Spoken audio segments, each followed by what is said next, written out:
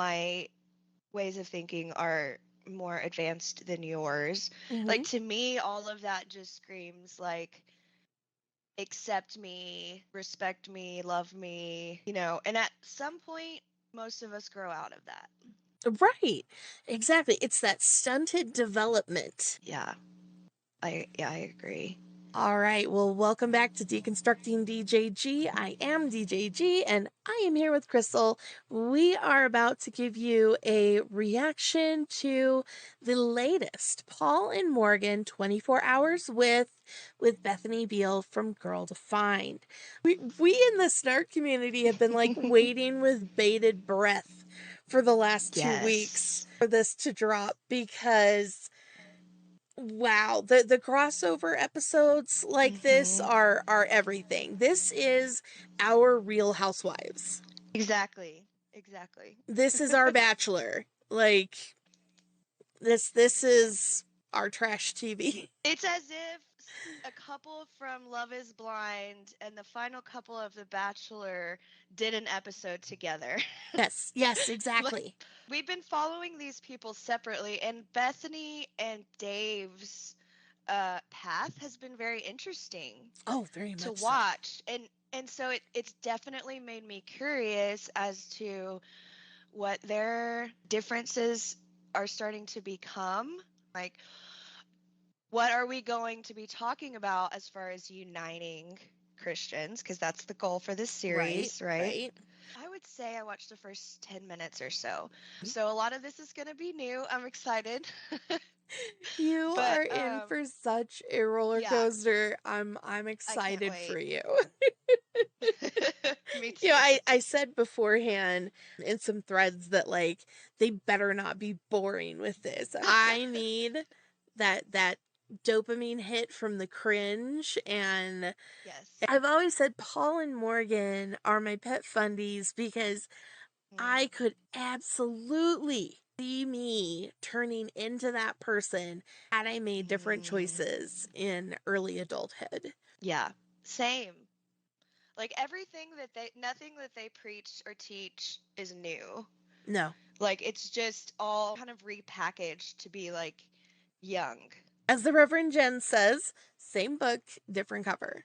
I would have been in the same spot at a certain point in my life. Like, I know all of these things front and back, so why not capitalize on it? Right. And grow a following. The division between Christians online is immense. In this series, we will press into tough conversations, disagree with love, and humanize the person behind the screen. Join us as we discover the real lives of some of the most influential Christian figures. Their goal is to help modern girls live out God's timeless truth for womanhood. I mean, men's modesty in our household has come a long way. There was like not that long ago, maybe like 2 years ago, I didn't want Dave to leave the house or like work out without a shirt on, swim without a shirt on. I just thought like, I don't want ladies seeing my man's big muscles. But it's like a change of perspective. It's more like he does it. It's okay to be an attractive person. You don't have to like hide your body completely, like to be modest. Not like necessarily where you're just like going around naked, but like just because you are attractive doesn't mean that's a problem. This is honestly like this tracks for her background and just shows how long she held on to purity culture, because there was this ownership that she had of his body. Yeah. She felt emboldened to ensure that nobody else saw his body because that was hers. And that is such an evangelical thing. And it's pushed so hard that like your marriage is going to be solid because you belong to each other. And they don't realize how creepy that is. Right. I also thought it was interesting that she goes straight to men's modesty. Like, where is this debate happening in the world right now? Like, I don't think men's modesty is where this controversy is coming from. I mean, I could be out of the loop, but I don't think that's normal for women to like to judge what the men are wearing to the gym. It does make me wonder if Bethany's experience is different also than like the typical fundamentalist, because her mother was kind of the one that ran the show. Although I will say I feel like fundamentalist women do have a certain talent for like having secret control. Paul loves kombucha, and I want to please my husband. I'll go 7.25. Wow. Is that real? What? He's questioning my scoring? No. I'm serious. Like, do you do that as a joke, or do you really, in your brain, you're like, it's not a 7.5? Does this seem like a joke to you, Dave? I got the... Dude, he is so insecure about everything. Well, and it's a legitimate question that Dave is asking. Like, we don't know if you have a dry sense of humor, if you're being sarcastic, or if we should take your words at face value. And I feel like he was willing to cut him some slack there, like, oh, you're just goofing around. Right. But then Paul doubles down. He picks the weirdest hills to die on. It is pretty passive aggressive to have people take you to their favorite taco truck and you give it anything less than like a 9 or a 10, because this is their favorite place. They took you to something that is special for them, and then you give it an okay rating, like, this is special to me, so I want you to love it. Dave is desperately trying to like suss out boundaries and intent and whatnot, and Paul and Morgan are just wow. Like, I never would have thought that a fundy was impressive to me, but Dave is impressive in this video. He is very much somebody that I have fundamental disagreements with, and so none of this should be construed as any sort of like tacit approval of him, or like I want to be buddies with him. When they talk about their haters, I'm like, I don't necessarily put myself in that category, because the things that I want for them is the same freedom that I found. That's why I'm so interested in Dave's story. But we're not actually going out and reaching out to you. We are not accosting you at the grocery store or something to, give you a tract to talk about deconstruction. We're not knocking on doors. Hey, do you want to leave the church? Do you question the church at all? Would you like to know why other people question the church and have left the church? Like, we're not aggressively going after you. But Christians following the Great Commission are absolutely pestering everyone to the point of getting themselves killed. Like, it is the biggest posthumous honor that you can get, to be a martyr. As a mission. The carnitas and like an Angus one. If I'm rating these, even though Dave's making fun of me, both of these tacos. I am making fun of you. Both of these tacos are in the high 8s. High 8s, come on! That's a great score. Here's a genuine inquiry, and I just want to hear your reaction to it. You, from talking to you briefly, would be the type of Christian that I would push back on. Like, all the time. I started hanging out, I was like, hey, Dave, it's the cussing, man. Like, why are you cussing? And then I maybe would quote a Bible verse, like, let no unwholesome talk come out of your mouth. Okay. Wow. When someone says, well, what does the Bible say? I typically will hear a certain type of what I would call Biblicism underlying that, a theory of the Bible that often we just take as self-evidently true. This is what the Bible is. A lot of this stuff is actually, it's more difficult when you actually get down to the conversations. I have found it's easy for each side. Oh, you're a fundamentalist. Oh, you're a progressive. It's easy to kind of hurl like, oh, progressives are just relativists, or fundamentalists are just dogmatists. But the reality is, I think we all have beliefs that we think are true, and we all have relativisms operating as well. When your view is one that the Bible should just be this clear thing we all sort of have access to, and the Holy Spirit just teaches us what to believe, well, you got tons of groups out there who all claim the Holy Spirit as their teacher, come to different conclusions. A lot of groups, but you do see a lot of unity as well around the fundamental doctrines. And then there, to me at least, and then you see the splitting with the secondary issues, and that's, you know, one of the goals of this series. But yeah, man, you're a deep guy. Have you ever, you're familiar with the expression, don't be so open-minded that your brain falls out? Dave is, you know, so well-spoken, and he does have a deep understanding of this and a very nuanced perspective. Mm-hmm. Yeah, and it's frustrating because he made a lot of sense in that point, and then Dave just comes back with an insult, like, don't be so open-minded, your brain falls Paul out. comes back with an insult. I mean, Paul, sorry. Yes. Why not just take what he had to say and listen more and ask questions? But to Dave's point, each person who heads that religion, each text or scripture that religion uses is a group of people saying, this is my interpretation of what the Holy Spirit told me. Yep. And I feel like Dave discredits that by saying, oh, well, we all agree on the important things. Yes, you and your small group within the same denomination believe on the fundamental things, and you disagree on the secondary things. But even the things that you call secondary, some people might call fundamental. That's pretty nuanced. I was looking into the Plymouth Brethren randomly the other day, and there's a couple of orders within the Plymouth Brethren. You have the open brethren who will take communion with people who say they are Christian, and they'll just trust them with that testimony and take communion with them. Then you have the closed, who, generally speaking, you need to be, like, publicly known as a Christian. Like, you've got to, like, have people to vouch for you, basically, if you're not a member of the church. There's the most restrictive group of brethren that you must be a member of that church, and, like, they have proof that you are saved in order to take communion. And that is something that a lot of people would see as a very tertiary issue. But for the brethren, that is enough of a core issue that it splits the brethren into 3 groups. Wow, okay.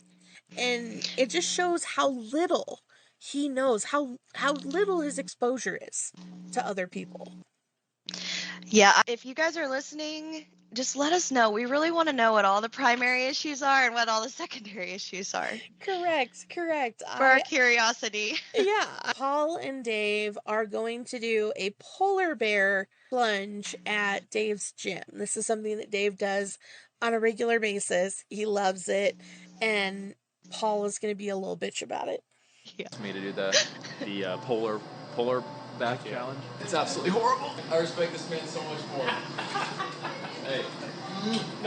Hey. Why does he kiss men's hands? What the fuck is up with that? He loves that kiss on the hand. It's so bizarre. I just, it's wild to me that they leave that in. It is funny, just the fact that they're both, like, they're getting in a tub together. Like, okay, I don't know where this is gonna go. Like I said, he's just so freaking weird. And it's interesting because he's not doing that with his wife. Yeah. Like, I know that they're there to have a conversation. We've got our agenda. We're going to talk about it. But it would be nice to see a little more like flirting with each other. And he's able to be more like physically playful with other people than his wife. I don't know. That does strike me as yeah. Oh, absolutely. Like, we know he knows how to flirt because he flirts with Carl constantly. Yes, exactly. So if you can do it with Carl, why can't you do it with Morgan? Supposedly you love her. Yeah. So the only time that we see Kristen is here when they're talking after recording a podcast with Girl Defined. Okay. Paul is just in awe of their professionalism and hard work ethic. Okay. the bar is in fucking hell. We've had some low. This is like the best. Probably the last 2 years or so are the most peaceful and the best Girl Defined has ever been between us. Yeah. We went through a time where it was like a few years ago where we were like, we have to find a counselor. We have to find someone who specializes like in like ministry counseling. Family. We just working together, relationships. We just could not like see eye to eye on like how to operate the ministry and like what to do, and we just both grew and matured somehow through that, and it just has. And we like, changed the way we operate. Yeah, we've like established some very good, healthy patterns of. So we didn't actually end up doing the counseling, but you'll notice on the Girl Defined account, it will go back and forth between like anti-masturbation method or messages, very, very much like pushing the purity culture and whatnot. And then there will be like massive sex-focused posts from Bethany. They go back and forth in this passive-aggressive way to like respond to previous posts on their own feed. That's you setting healthy boundaries and working well together. They're getting a lot of flack because they have said, okay, purity culture, it can be harmful. We probably had a disadvantage at certain things because of that culture. And we realized that that messaging led us to prioritize our purity over anything else. Like our purity was the only thing that mattered. And when I heard them talking about this, it was a relief to me. It's like, oh, thank God you understand the pain that can come from that message. You understand, but they won't link it with their previous posts. Like they won't take those posts down and say, we were contributing to the problem, we've learned, we've grown. No, they just pretend like that they weren't really a part of it. You can't talk out of both sides of your mouth here. Exactly. And they will actually address that here in a minute. And of course, their view is we don't need to do jack shit. They are very high energy. Like as soon as that camera goes on, and you hered Bethany's like intro. Today on the Girl Defined show, we are so excited to have Paul and Morgan. Immediately, she like dove in, talking a mile a minute, and it took me a minute to like process. And then I was like, all right, I got to like raise my energy a little bit. Are you still processing what just happened? No. Hey, you can play things back half speed. That's true. Maybe you. That sounds like torture. It's hard enough to listen to them. Can you imagine slowing it down and making it take twice as long? I really like Kristen's response right there. Are you still processing? Yes. She is fantastic with the shade. Yeah. And of course, Paul is massively intimidated by women who are doing shit better than him. That makes him incredibly insecure. But then you get Kristen in here with the, are you still processing? Do you need a cookie? Yeah. You need a little juice box and a snack, buddy? That's a good point. I think he does do that to undermine them because he's intimidated. Like the thing that he knows they're on top of their talking points, at least so far it appears that way. But yeah, just to say that high energy is such a negative thing. And I think that does come from the culture. Women are supposed to be very meek and sweet and, submissive. And so for him, if you're coming at me with all these things that my little brain can't catch up with, my response to that is going to say that, like, that's the wrong thing here in this situation. Yeah. You guys have some videos where you are now versus where you were, say, 5 years ago. And actually, one of our patrons said to ask you guys that. Have your views changed on modesty? We have a great podcast that we recorded on that. What was that one? Oh, it was called How Our Views on Modesty Have Changed. There we go. They have changed. But I think they've changed more so in the fact that we were painting very black lines in scripture of like modesty is this, it isn't this, and drawing these lines and these boundaries and saying this is what's biblical and this is what isn't. And we've come to realize the scripture doesn't actually draw those lines that we were drawing. It talks about modesty and women should care about it, but not in the ways that we were drawing lines. Like our version of modesty wasn't 100% biblical, I guess. So coming to terms of just realizing like our perspective was our opinion, but not biblical truth. And we've even changed in some of our opinions of what we believe about modesty. And we don't even think the same on it exactly now. Like, we've changed. I think especially for me, like, so I was like single for much longer than you, and so I had all these ideas of like, oh, modesty and men and like all of this stuff, and then getting married to Dave and him sharing more of like his actual thoughts with me, and then me really asking myself, why do I feel like this certain thing is modest and this isn't? And something for me even recently that I've really realized is that I had this idea that almost like if like attraction was almost like immodest, and so for me I wanted to wear more like looser clothing, not really show the fact that I was a woman, because I thought, oh, that's like part of the problem.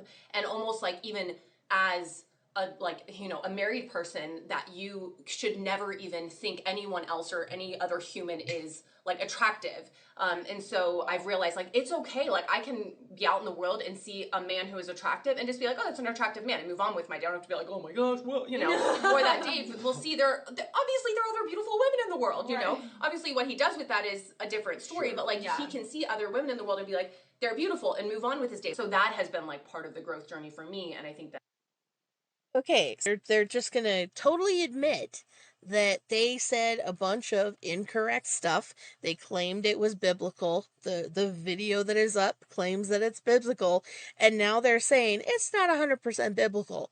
But are they going to actually change those old posts? No. They're just going to say, oh, we recorded a podcast about that, how we've changed. So I have two different lines of thought going with this. The first one is it is nice to see Bethany saying, I have grown and learned as a person. I took it way too far, like being guilty, feeling attracted to someone, or just going over the top with purity culture and all of that. So it is nice to hear I'm growing as a person, and I am willing to say that the things that I stood by in the past aren't necessarily biblical.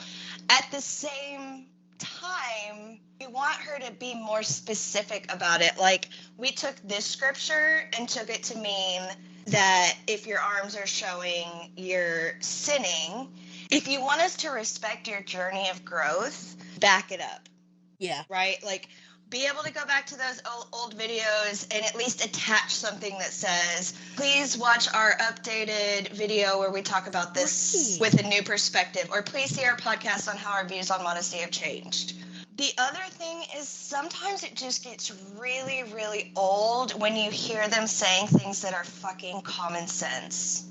Yes, absolutely. Like, we're supposed to be so excited that you think this way, but we all realized that a long time ago. Kind of a sad thing. Like, I'm sorry it took you so long. Yes. Well, like their sister who was posting about how if you meal plan and buy in bulk, you can save money. Like, she's the first person who figured that out.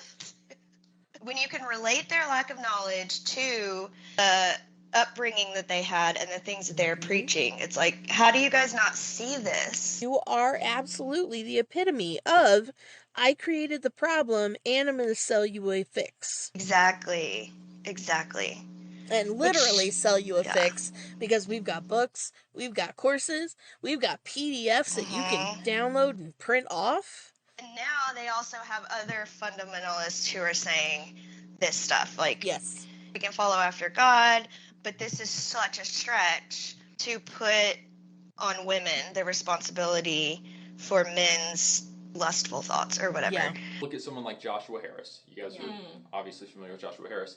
He looks back at his past, and he went so far as to make apologies for it, say this was harmful, because my views on purity culture, they caused harm to people, and now he's like one of the leaders in the Deconstruction movement. When you look back, are you like inclined to say, man, we caused harm because we made it look too black and white, or are you more like, no, we still believe that, but we could have worded it a little better? We haven't issued an apology. No, we haven't. In our podcast episode, it was us just saying this is how we've grown. This is how God has changed us, and even our understanding of like interpreting scripture and being careful to not put our own interpretation on what scripture is saying and adding to it.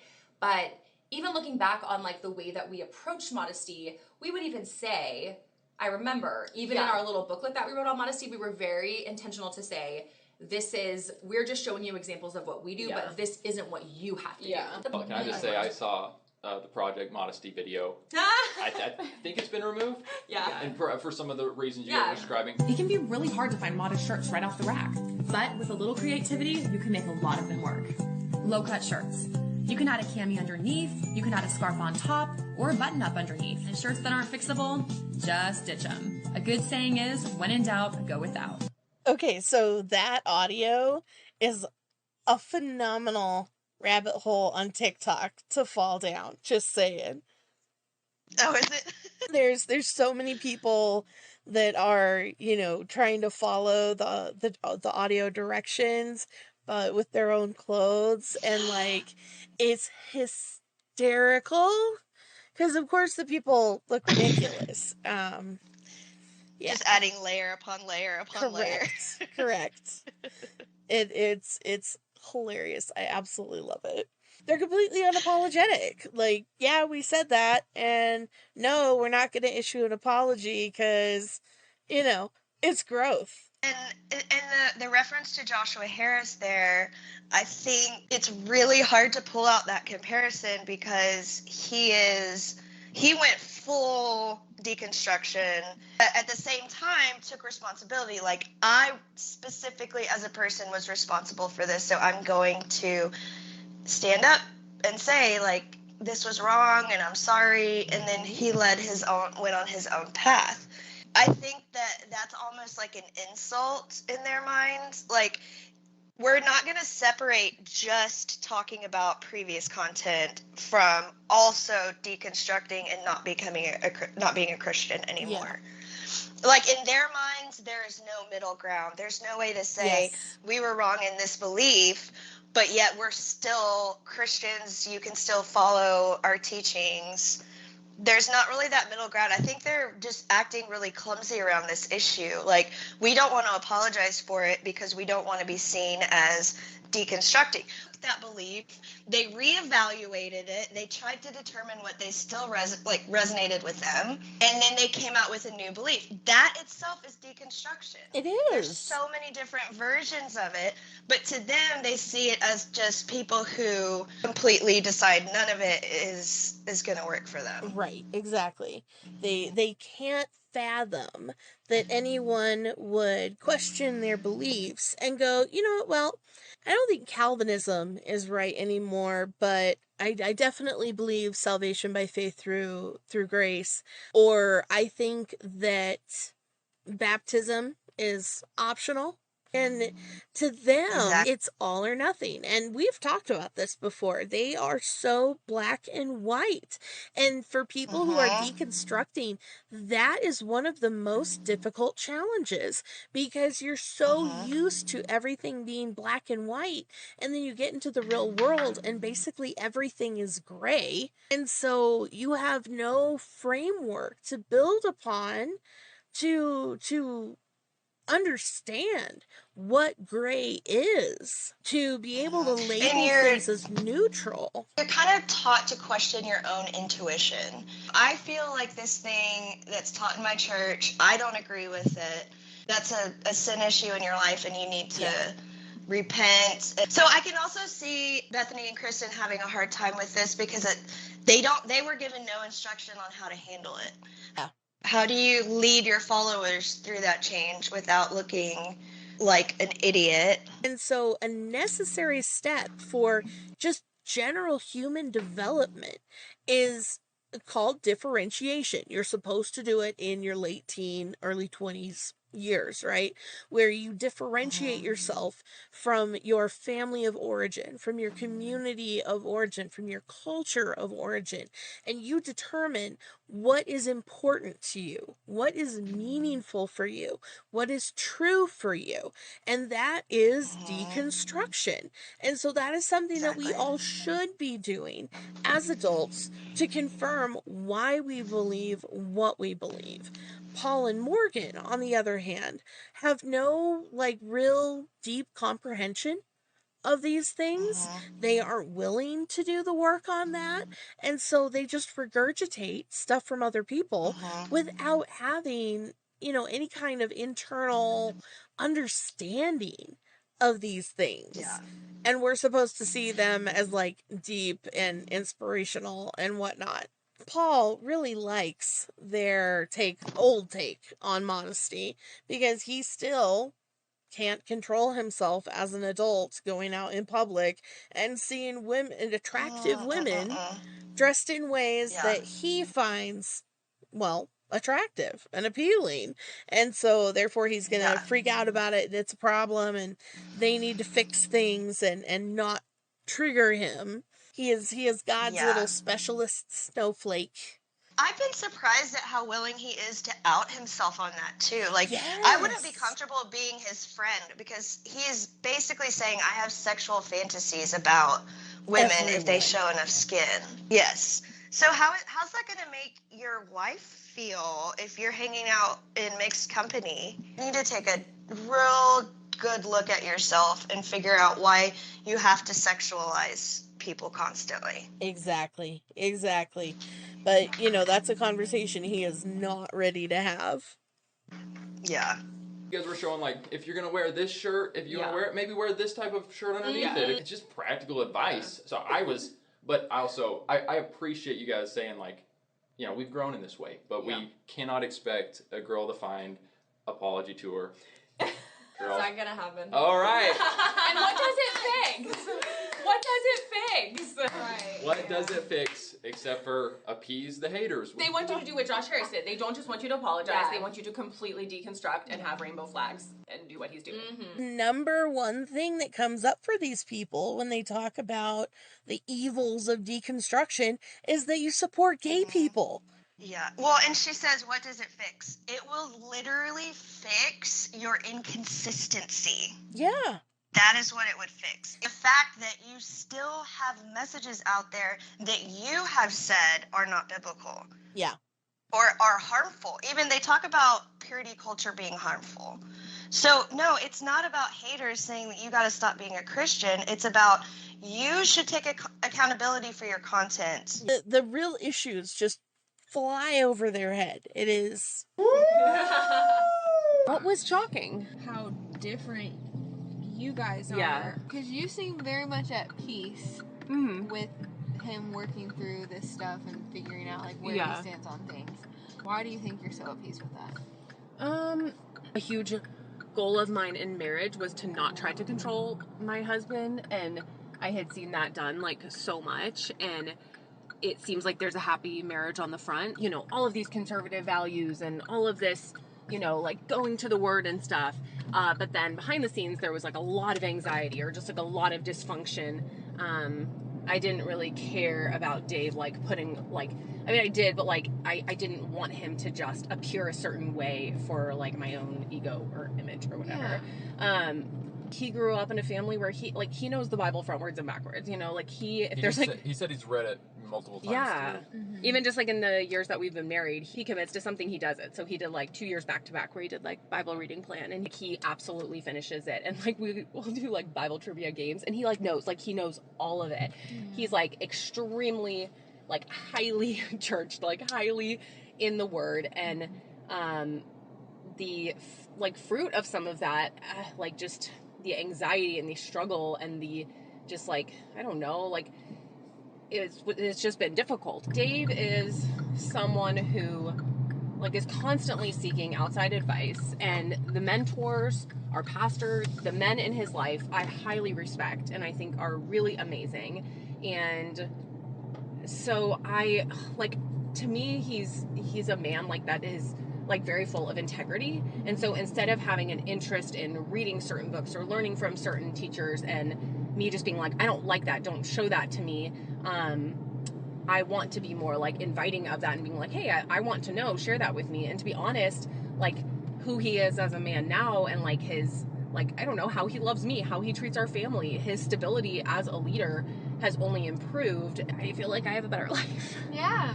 So I guess it's something I'm not really afraid of. It seems like it's been really beneficial in his life. And now, like, we don't listen to all the same things and read all the same things, and we don't approach how we if I want peace in my life, I am very much like go to the word, and like my relationship with Christ is where I find that. And that's not always the case for him, but like, it doesn't bother me that much, which sounds crazy. But. That is fascinating to me. Yes. Because she says that she doesn't care about a lot of stuff that she really obviously does care about. And so I'm curious, like, where this ranks. I'm trying to go back and think about her posts. And she had that video where they reviewed the Barbie movie, and Yes. the title was, like, what did my husband think of the man-hating Barbie movie? And his whole discussion about it was really appreciating the story that it was trying to tell and the philosophical questions that it brought to the conversation and the way that things were portrayed. It was a very deep, and Snarkers really agreed with a lot of what he said. He sounded very, like, normal, definitely not funny. With him being so different and her obviously trying to push that old narrative that she has had for so long, and he just doesn't match it. And she says she doesn't care, but right.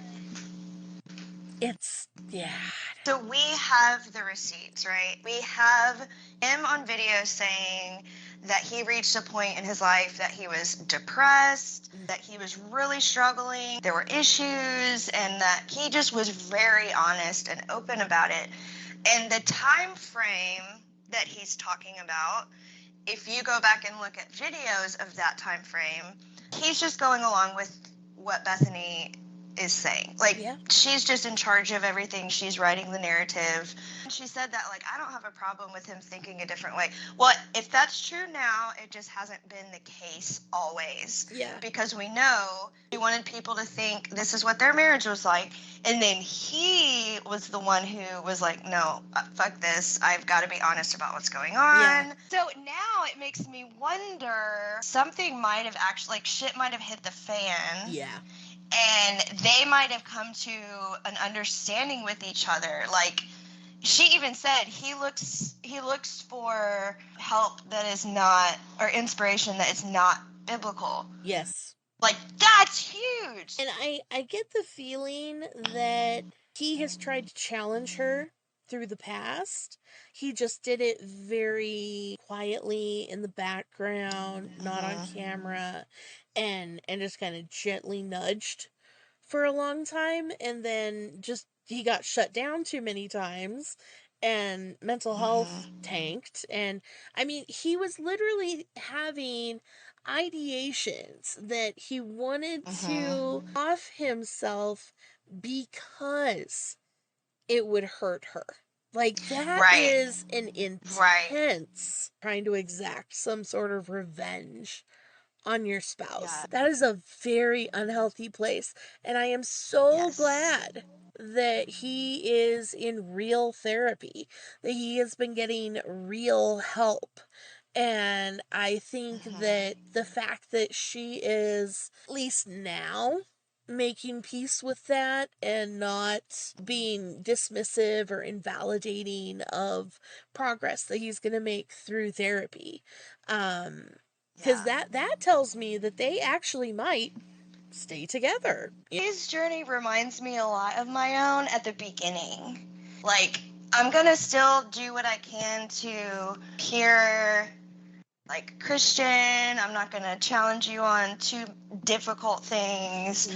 I'm just going to start asking the questions. And I'm going to start saying the things that might not go over well. This is still what he represents and what he stands for.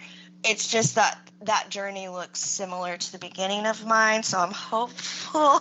But this also makes me feel hopeful for them as a couple. They can still have peace with each other. And because there's a lot of marriages that still work, even if you don't have the same beliefs. You just have to have that respect for the other person. And I know that was a big thing that ended my first marriage. I had been on this, like, spiritual journey trying to, deconstruct and figure out, what I believe, what actually has been shown to be true in my life. And I went through a number of different organized perspectives on spirituality. And Jewish stuff just kept finding me. And so much of it resonated with me so deeply. And I was like, okay, this is really something that I want to study and that I want to learn about, because I'm sure that the evangelical education that I have had about Judaism is not accurate. And as it turns out, yeah, it was completely wrong. But when I told my ex-husband, I was like, hey, Hanukkah and Christmas are coming up. I'd really like to decorate for both. And, here's the decorations that I'm thinking of. And his response, trigger warning, racist statement, he told me, I will not have that Jew shit in my house. What? And I was like, are you serious? Serious? And I'm sure that was very telling to you at the time. I was just like, wow, you really don't respect me on this. And I had no idea that you were anti-Semitic to this level. Right. It's one thing to be like, oh yeah, I don't believe in that, but whatever, you can put up a Star of David. Like, you can have a menorah in the corner of the living room. Like, why is this a big deal? Yeah. Or even, like, let's also do a Christmas tree. Like, decorate the whole house with all of the things, right? Mm-hmm. So that we both have things that make us excited about the holidays. Exactly. That was the plan. Man, that's tough. And so when he said that, I was just like, okay, we officially have irreconcilable differences. And it was at that point that I told him, we had always said divorce is not an option. And anytime an obstacle came up, we were like, nope, divorce is not an option. We are going to work through this. And we got to this issue and we were both like, no, I'm not conceding on this. This is really important to me. It was very much the nail in the coffin, because the other stuff was workable, but that one was just nope. And even if I didn't end up converting to Judaism, I still would have seen that as an irreconcilable difference, because that is not how we treat other cultures, other religions, other faiths. You also have to respect your partner's journey. That is important to them. He was my safe harbor. He was the person that made it okay for me to explore that stuff, and the comfort and security that I needed in order to do those things. And so it was so shocking to have that person. And then you have to navigate it on your own after that. Like, I bet that was a change. Yeah. Like, going from having someone who was your safe place and to do this, and then you keep doing it and they don't like it, that had to have been really and then to bring this all the way back to Girl Defined, like, I'm glad that Bethany and Dave are able to find those middle grounds, even though they may have vastly different opinions on the subject, and I commend them for working through that. Like, it will affect kids, like your all's kids, as they start to get older, start asking questions. Like, they ask him questions and about the Bible, or about just, like, whatever, something very stereotypical that, like, Dave and you might see totally different on. How do you guys think you'll approach that? Yeah.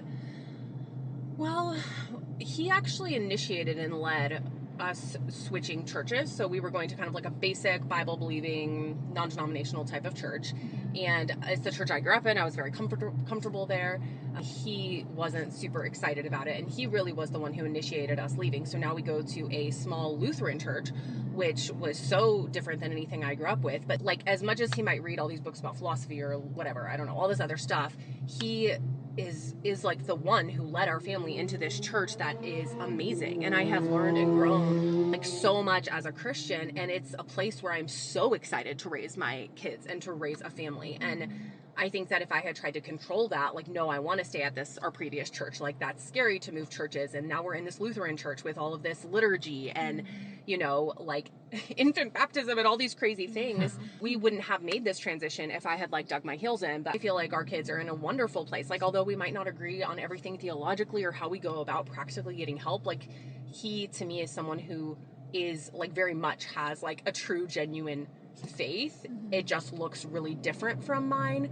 But I view my kids as having, like, an incredible dad, and I think they're going to be, like, extremely stable and not manipulated into the faith, or not, like, coerced into, like, you need to look this way and act this way, and then when they get older, like, ditch it. I think they have a dad who's extremely authentic and genuine, and in the long run, to me, that's, like, going to go so much further than him looking like this, you know, ideal Christian man, whatever that is. If that makes sense. Yeah, very interesting. Marian's like, no. No. Hey, it's your all's marriage. You gotta figure it out. I mean, between the two of us, for sure, like, who's influenced the other more, like, in our relationship, for sure Dave's influenced me more. So I guess less kind of like my family, less how I was raised. Yeah. Is that hard for your family to see? I think they're just like, oh, Dave and Bethany, they're random.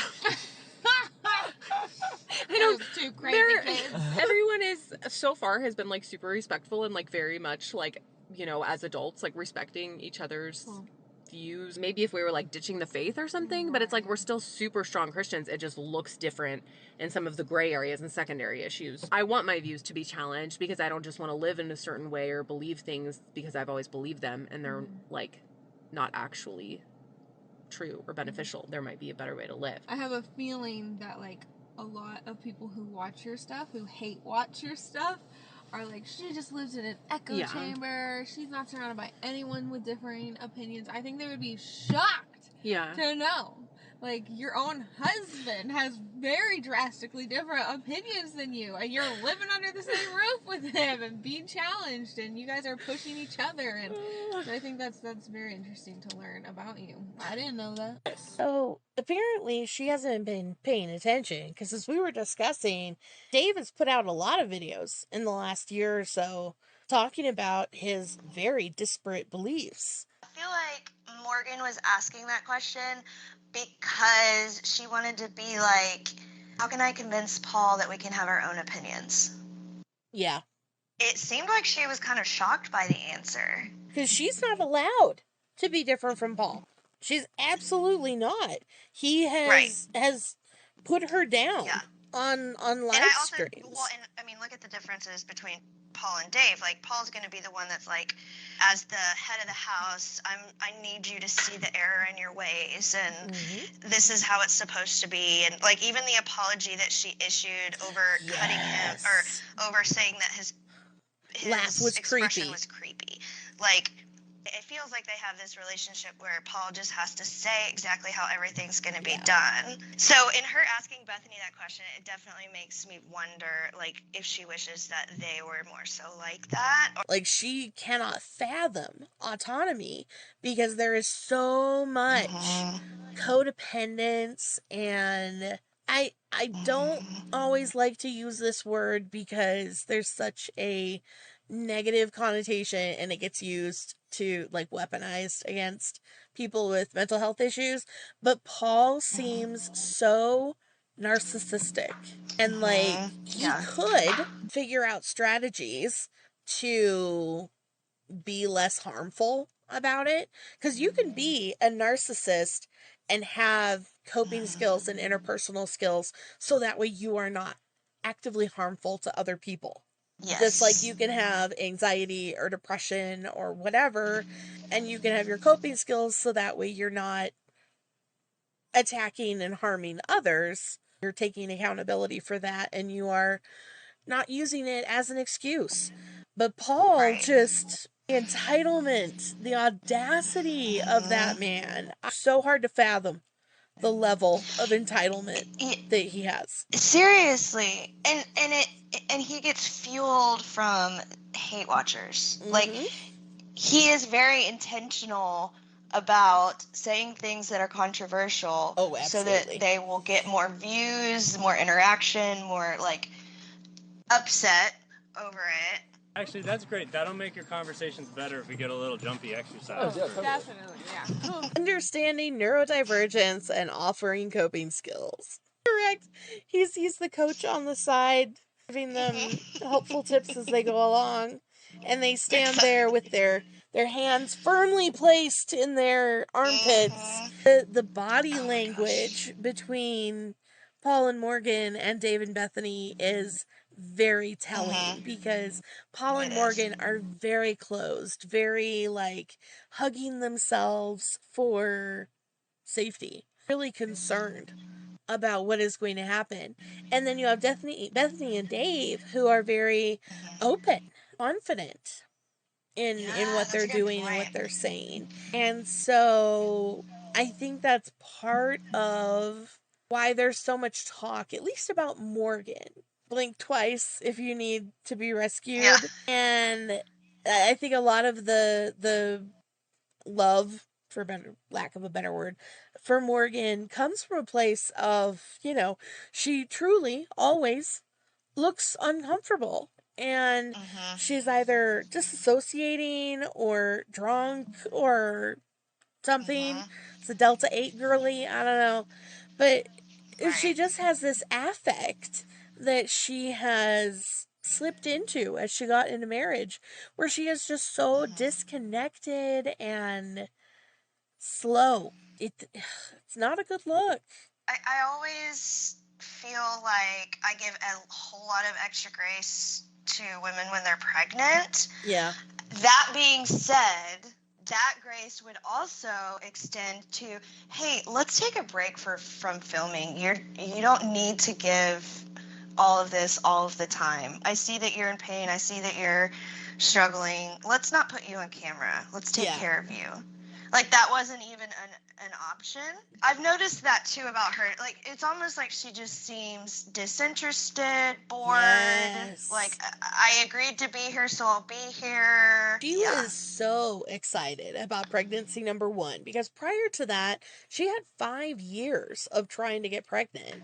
And she didn't want to go to a fertility specialist or an OBGYN. She kept going to these holistic and naturopaths. And so they had her doing these weird supplement things. And then after 5 years, she finally decides to go to a real doctor. And he's like, yeah, that stuff that they've had you doing is actually preventing you from getting pregnant. Devastating. Yes. Could you imagine? So it's just a quack out there trying to get money. They put her on hormones for a couple of months to kind of try to like kickstart her cycles again. And I think they did it for 2 months and then decided not to do the 3rd month because they were traveling. But by the time they got back, she was pregnant. It was this big miracle that God made happen. And it's like, no, common sense prevailed. Yeah. You saw the person who actually knows what they're talking about and gave you actual medical assistance to fix a medical problem. She was posting constantly about being pregnant and how excited she was to be pregnant because, she had tried for 5 years to get to this point. And so obviously she was very excited about it. And then she has the baby. It is incredibly traumatic. And she only got like a week and a half before she had to start appearing on videos again because the Paul videos, where it was just Paul, had like no views. Oh, I'm not surprised by that. Right.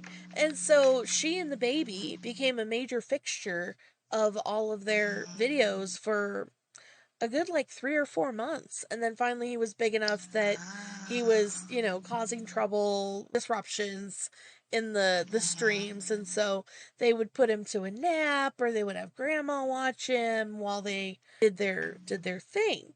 And then the second time she gets pregnant, they haven't been trying to get pregnant, but they also don't believe that contraception is okay. So somehow they were surprised that they got pregnant almost a year after the first baby was born.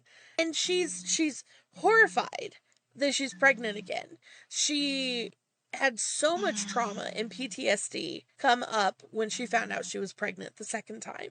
And she says that she's excited now, but she certainly doesn't act excited. Yeah, of course you can't say, I'm traumatized and I don't want to give birth a second time. I'm really upset that I am pregnant again. Like, you cannot say that in that community. You'd be hard pressed to find a community that is going to be open and accepting of that.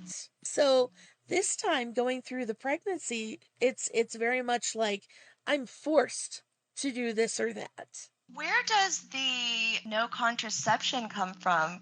Is that a Quiverful thing? Like, I wouldn't say that they are like intentionally connected to Quiverful, but they buy into a lot of the conservative media about birth control and talking about how certain types of birth control are actually abortifacients, which is not true. Like Plan B or whatever. Yeah. Right, because Plan B isn't going to terminate a pregnancy.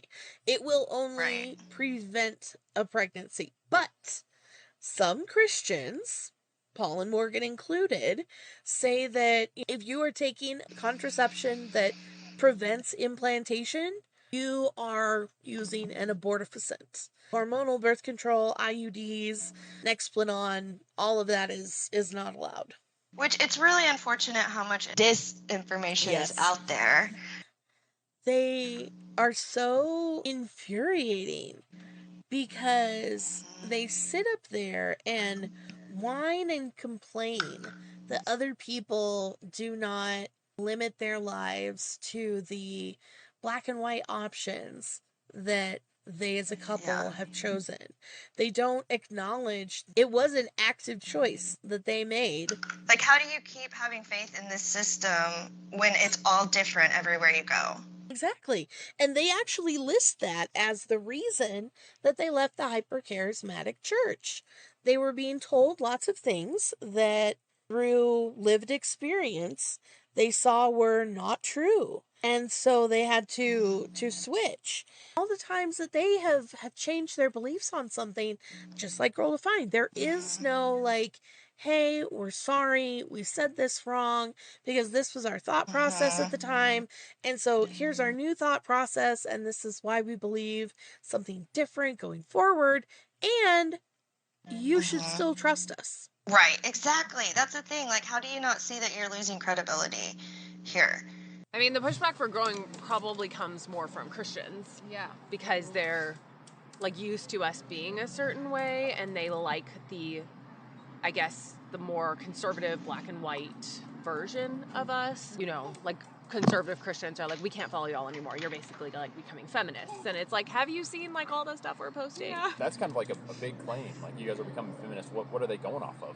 If we're not ultra-conservative, then we have to be, like, feminist. You know, if we're not ultra-conservative, then we have to be deconstructing. Like, if we're not... There's no middle ground. Yeah, we're not trying to be... So ironic that they're complaining that other people don't see a middle ground for them. It is an interesting thing because they don't like middle grounds. They don't like giving people grace to say, like, your opinion is valid. You took time to get to this conclusion.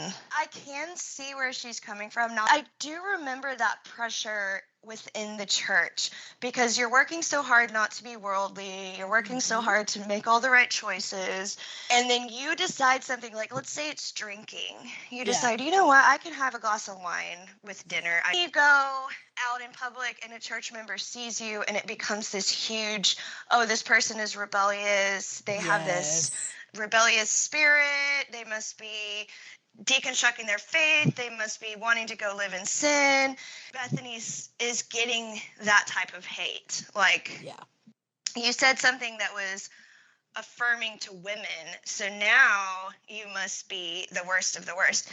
Which I also don't like the way that they automatically take feminism as a curse word. Yeah. I have no idea how you look at Bethany's content and think she's a feminist. She thinks that women can have orgasms and everything, and they should have orgasms. But that's That's not women trying to be equal with men. That's just saying, like, hey, sex can be fun. That's just common decency to make sure your partner's having a good time, too. Yeah, they make it sound so awful. Like, you have to lay down your life for your spouse and give them what they want sexually, even though you clearly don't want it. Oh, Bethany, she's taking steps. She's almost there. And I always crack up because I'm like, what? Like, I am still like an extremely passionate like Christian. Like, everything I do is like coming from an extremely passionate Christian view. Like, the haters, they would only be happy if it were like a full deconstruction, going out and like hating Girl Defined or making apology videos or whatever. Yeah. It's like, I'm, you know. Oh, that was a big one. Why is it so fun for boys to like throw things don't on your know. head? But Luca is literally obsessed with throwing things at us. You know, I have to commend them on something. This is something that we have criticized both Paul and Morgan and Bethany for. Throughout this video, you do not see their kids. Yeah.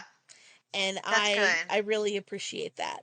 Yeah. Kids of influencers really, really need their fucking privacy. You could tell Luke is off to the side, but he is not on screen performing like, say, Carissa's kids. Yeah, exactly. Or J-Rod's kids.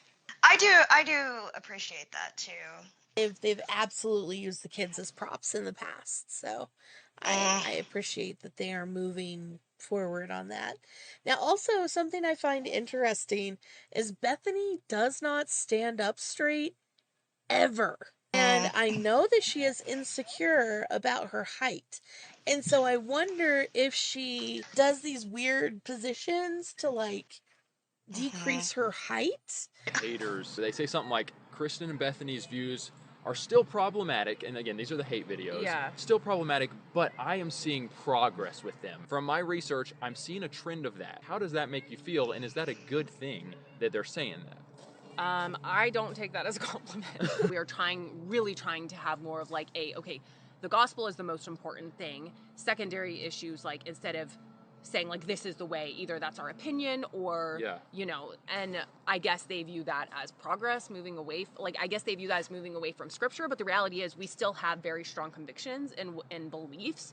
We just don't necessarily always put them out there in the same way. Maybe we're not as far as they actually think we are. I mean, Kristen and I have a book coming out in the fall, and it is shout out. It is like so hardcore Girl Defined, but in like the best way possible, and I'm so pumped about it. It's like everything like What is wrong with Paul? I have no idea. That he just reminded me of my 10-year-old child right then. You know, like, he's bored with the conversation. He wants to go play and run around. Exactly. Oh my God. Just like Dave said, you know, he's got to get some energy out and make your conversations better. I don't understand why they keep that stuff in. I think they're trying to show, like, this is real life. This is us. No filters. But, like, you're not doing any of y'all any favors. But Yeah. So this is episode 2 of this thing where they're trying to make themselves look like peacemakers and whatnot. And yet, in both of these videos, they cannot make themselves look good. They look like the insecure, legalistic weirdos that don't get along with anybody. You know, once you said that about Paul acting like a homeschooler, like, that's what I see him screaming now. Yes. At each scene, I'm like, oh, that's right. Okay. He's just awkward, but, like, pretending to not be awkward, thinking he's the shit. I don't think it comes across the way he wants it to. I'm curious if Morgan is just, like, over it at this point. Morgan was homeschooled for junior high and high school. So those, like, critical social moments that you have during adolescence, neither of them had. Yeah. She says that she was bullied, and so that's why she had to homeschool. However, there are rumors from people who claim to have gone to school with her saying that, you know, she was just the most obnoxious Christian. And so it wasn't that she got bullied, it was that she got called out for the shitty stuff that she was doing. And then she played the martyr. Yep. So again, that is rumors. It is unconfirmed, but I could absolutely see that as what she had done. It doesn't seem like a stretch. No, it doesn't feel out of character. Yeah. Interesting. You guys get a ton of it. Girl defined once again. Girl declined. Girl Defined 2. Girl Defined. The new Girl Defined video. Girl Defined posted a video. Like, why is there so much interest around you? Shout out to our honestly, favorites. I have been trying to. Right? Miss Trixie, Reverend Jen, Rachel Oates. Yes. So good. Well, hey, at least we know that they're watching them. Right, right. It's funny how they talk about, why do the haters keep coming back to our content? And it's like, why do you keep reading Fundy Snark? He made 3 different response videos directly to Jen. Oh my gosh. On one topic. And like, she made 2 videos, so there was actually like a back and forth for a while. She was like, I'm not going to give him any more airplay. And she pretty much swore off doing anything with Paul and Morgan going forward because he is. Why is there so much interest around you? Shout out to our honestly, favorites. I have been trying to. Right? Miss Trixie, Reverend Jen, Rachel Oates. Yes. So good. Well, hey, at least we know that they're getting, they're watching them. Right, right. It's funny how they talk about, the haters and like, why do the haters keep coming back to our content? Why do you keep reading Fundy Snark? Why do you keep watching response videos? He made 3 different response videos directly to Jen. Oh my gosh. On one topic. She was like, I'm not going to give him any more airplay. So in her Girl Defined video that came out yesterday, she's focused on, the Paul and Morgan plus Bethany in a video about Bethany. We'll see if Paul makes a response.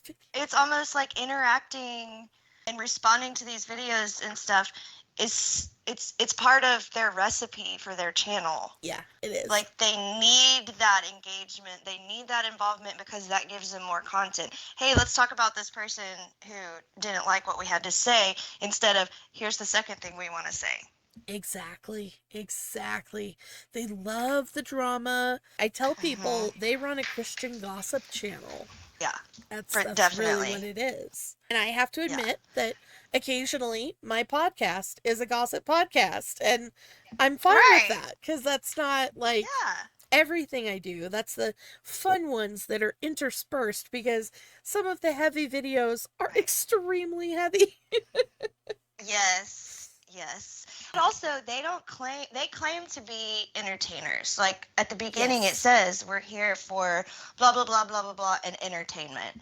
So that's how I'm viewing the whole thing is. I don't know if it's like the dumb blonde stereotype or if it's because like we're sisters. Like, I've wondered that. Like, why is there just like this explosion of people that love to make cringe videos about us? What do you think? Oh, what do I think? You all are very bubbly. They're very bubbly, energetic. Like I already said, we're jumping in the podcast with you guys. You turn it on and it's like, well, like high energy. People also have a lot of other misconceptions. Like, I'm sorry, what? Because she's blonde and bubbly? When has that ever been the topic of conversation in Fundy Snark? I mean, we'll talk about how she looks greasy. Like, that's the closest we get to talking about her being blonde. And it's not the bubbly part that bothers us. Right. It's literally your content that we disagree with and find harmful. You're not this special, people. Like, it's literally your content. We don't have anything else to base our opinions on about you. Right. Like, it's only what you have put out, what you have said, that goes against where we stand now, and also the fact that it used to be what we believed. And I think it's beneficial to point out, like, this is what you're teaching and this is why it's harmful. But yeah, they're not going to see it that way. They're going to see it as, I don't know, for some reason they just hate me in particular. Yes, exactly. No, and we don't hate you. We're just going to say what you do that's not cool. Because, like, Bethany, Paul and Morgan, I really don't, like, hate them at all.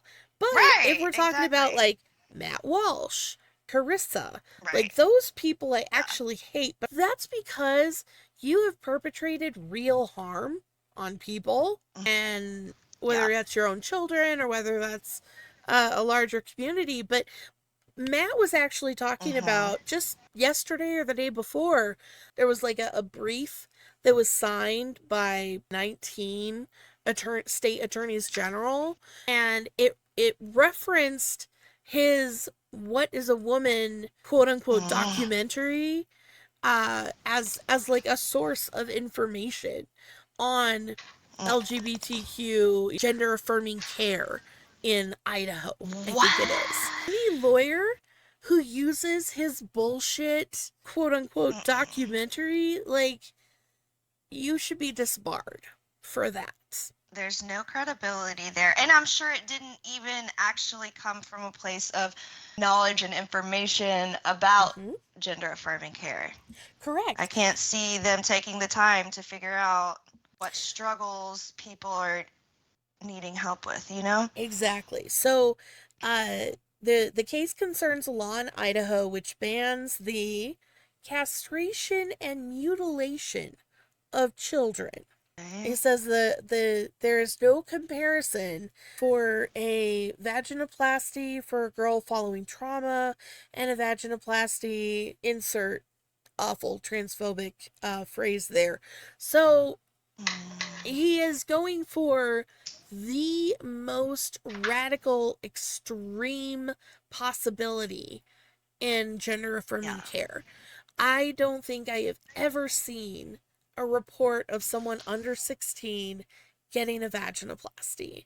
Like, that is so incredibly rare that is not something that is just happening. Just like, you know, on abortion, they want to talk about, you know, oh, so you think that you can have an abortion like the day before you go into labor? And like, that's not what we're talking about. Anything after, like, what is it, like 20 weeks? 20 something, is unheard of. Like, it is such a minuscule percentage, and it is always, always, always, in those cases, it is done for medical reasons. It is not just convenience, which is what they always say. Like, oh, I changed my mind. Yes. Instead of delivering, let's just abort. That's not what's happening. Yeah. Exactly. And so they fabricate this straw man, effectively creating legislation all across the country based on these bullshit straw men. That is the fundies that I actually hate. These guys, whatever. I will be a Becky eating crackers all day long for them. They think so highly of themselves. Here's Bethany's other thing that she thinks people hate her for. Think our family's like super wealthy, or that we were just handed everything, and so we're extremely spoiled, like these privileged kids. And we've talked so much about, like, our parents literally moved to Texas with like $300 and their like really old beat up car, started a business from scratch that provided for all 8 of us kids. Like, we grew up in an extremely small house, always drove old cars. Like, I don't know why people think we're just like these super stuck up, like, fake plastic people. It's like, where'd you get that idea? Like, we're not. So perhaps it is the pictures that you guys have shown of, like, your mountain of presents behind you that are all conspicuously wrapped in exactly the same wrapping paper. So it's aesthetic as well. You were living at home, did not have to have a job until you got married at 30 years old. At like 12 years between graduating high school and getting married, you did not have to pay your own bills. You did not have to manage your own housework. You did not have to do your own fucking laundry. Like, that is spoiled and rich. Spoiled. Yep. Well, and this is a really strange point for her to be bringing up, because she has posted so many ads for her course. She's making so much money. Yeah. You can make $400,000 this year. Do you want us to call you out on being a liar? Or do you want us to assume you have money? Which is it? Exactly. Pick a lane. And I know she's talking about her family here, but again, it's such a strange talking point to choose when you've tried to have people believing that you have all this money from your courses. Yeah, and it also shows a lack of understanding that you had privilege. Like you're saying we weren't that rich. You might not have been rich according to what your idea of rich is right now.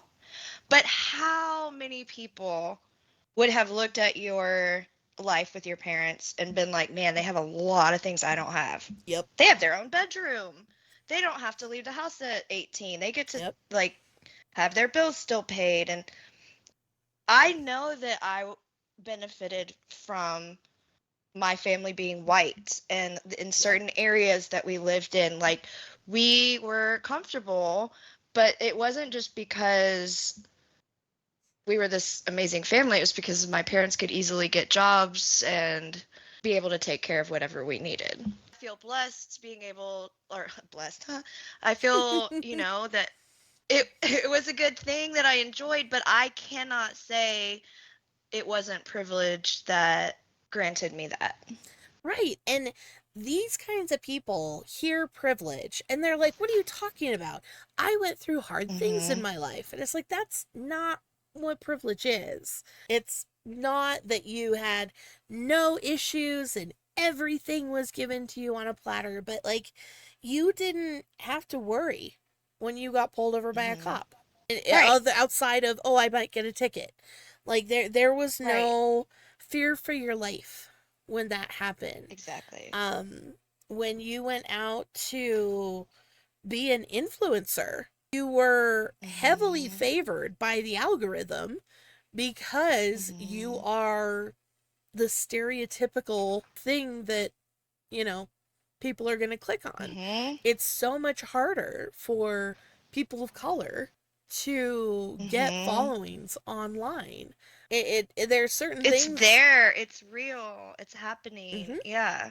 There's no point to deny it. And yeah. People have said that about us, and so I wonder if just like people just assume that like influencers or social media people are just always like come from rich families and lots of money. And no, we're not from Utah. We don't have that rich Mormon gene. I'm sorry. Oh, Dave's laughing. Get him. It's because all the Mormons are like all wealthy. All the Mormon influencers. LDS. People have. We don't have that rich Mormon gene. Oh my gosh. That she's clearly talking about Ballerina Farm. 100%. For Paul and Morgan, the reason why we think their families have to be well off is because we look at their follows and their engagement and their Patreon numbers, and like it's not enough to get by. So they have to be getting money from somewhere. So we're not saying that Paul and Morgan are rich. We're saying the opposite. They all need help, clearly. And I'm sure you wouldn't, you know, get support from the government because that's evil socialism. So it would basically have to come from your family. And the same thing happens with Girl Defined. At the end of the year, every single year, they say they need $30,000 in donations. And so they spend the month of December soliciting exactly $30,000 every single year. And then when we look at their tax filings, that money is strictly going into the paychecks for the daughters because it's all the sisters that work at this place. They'll talk about our employees. Yeah, that's their sisters. And so people are like, why are we donating this money to pay your salaries when you aren't actually doing anything? They're not releasing books at the rate that they used to. They're doing these cheap little PDF things that are bullshit. And they're not doing the conventions anymore. So they're not doing speaking engagements. And it's always suspicious because they will get a very small amount of donations for the first couple of weeks. And then right before the deadline, there will be some giant donation of like $17,000 to get them to their magical $30,000 number. And we're like, that sounds like the parents injecting money at the end. And it's a nonprofit. So like their taxes are different from a for-profit company. Just so frustrating Like, if you have a platform like this that's not religious, you're not going to be able to file tax exempt. Mm-hmm. So, because you're talking about religious topics, you don't have to pay taxes. I do not understand that. I do not appreciate it. Yeah. I think, and I also feel like they really need more reinforcement when a church backs a political candidate. They should have their tax exempt status removed. Absolutely. But I don't think that's being followed up on. No. Or enforced. It's not. Which is really frustrating, right? Because, yes. I mean, the whole point of this is to make a salary. Yep. It's not to feed homeless or give clean water. Like, you're not doing any of those ministry things. Flailing around in reels talking about how awesome it is that her husband goes down on her. Like, right. If you saw a gay person doing that, you would lose your goddamn mind. Absolutely, oh my God, they'd be lose your goddamn mind. About children. Yeah. Why are my children watching this? Yeah. Well, you get to choose what your children watch, so... Right, you can change channel. Yeah, exactly. A lot of expectations for what, like, I should say, for what Girl Defined should say. A majority of the response has been largely positive, but there's probably like 20% of people who are Christians who are very passionate that I shouldn't be talking about sex and that this should be something that's specifically just between like a husband and wife and the Bible, and that it's extremely inappropriate for me to be talking about it. And like, I'm super careful not to share like intimate details, right. Like, and then this and this. You're not sharing intimate details? Right. Yeah.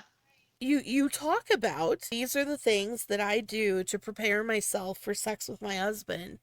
And you give explicit directions on how to do that warm up for yourself. So that way you can psych yourself up to have sex with this man that you married. Yeah. It is explicit. And she just doesn't see it. I don't think she understands that there are Christian viewers who did their normal dating process. Yeah. So they knew how to find a partner they were sexually attracted to. They knew how to communicate during sex. Like, this feels good, this doesn't feel good. Those are normal, well-rounded people who navigated that at an age-appropriate time. Right. Whereas she didn't. But I don't think that she's making the connection. Like, the reason that I don't know what I'm doing is because of purity culture. It's the exact same people who taught you not to have sex before marriage who are telling you to stop talking about sex. You did not know the mechanics of basic PIV sex until she was 20 years old. And she was babysitting for someone, and they had a children's book that explained it. And so she learned by reading a children's book when she was 20 years old about what the mechanics of PIV sex is. Good God. Well, shout out to those parents for educating their children. Right? But it's honestly not super shocking to me because in that culture, it's such a strange dichotomy. Like, we are going to talk your ears off about sex.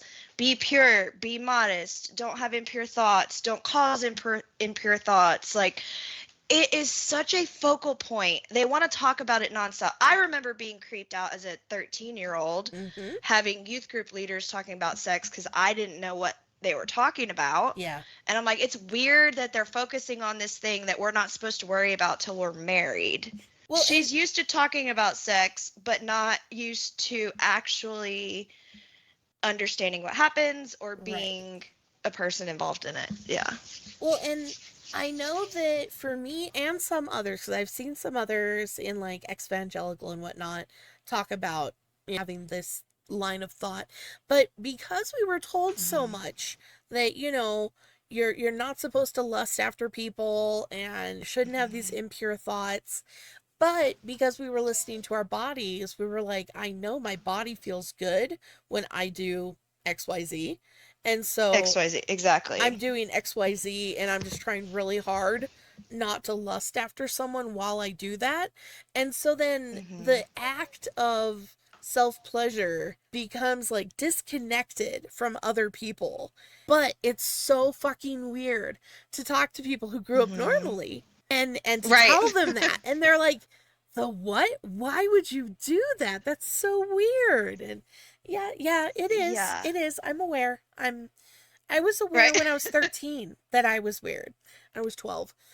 When my mom gave me the birds and the bees talk, and she gave me, the basic mechanics of PIV sex, and was very heteronormative. Yes. Like, this is how to make babies. Right. This is what you do in marriage and stuff. And then proceeded to give me information that I really did not want to have about personal proclivities. And I was just like, how do you give me the bare minimum of information that's useful and pad it with all of this stuff? I really did not want to know that about you. Why are you telling me this stuff when I'm 12 years old? They talk about these books in school libraries that mention gay people exist. This is what gay sex can look like. And they're like, oh, that's grooming kids. But you do the exact same thing. Is it not grooming kids to tell them you listen to your pastors and your teachers without ever questioning them? And if you're alone with them, they're always going to be right? Yep. Is that not grooming? Yeah. There is also a very huge fear around sex education. If they know what they're doing, they're going to do it more. I don't know about it. I think if they don't know what they're doing, they're just going to do it unprotected. Exactly. They're going to do it uninformed, ignorant, naive, and that is how so many problems happen. And if they had just been informed, they would have had the ability to make better choices. So basically, Bethany goes on to talk more about how she has zero shame, zero remorse for anything that she's posted, and it doesn't matter, the stuff has changed. She's not going to be doing an apology, blah, blah, blah, blah, blah. And so now we get into beg for money.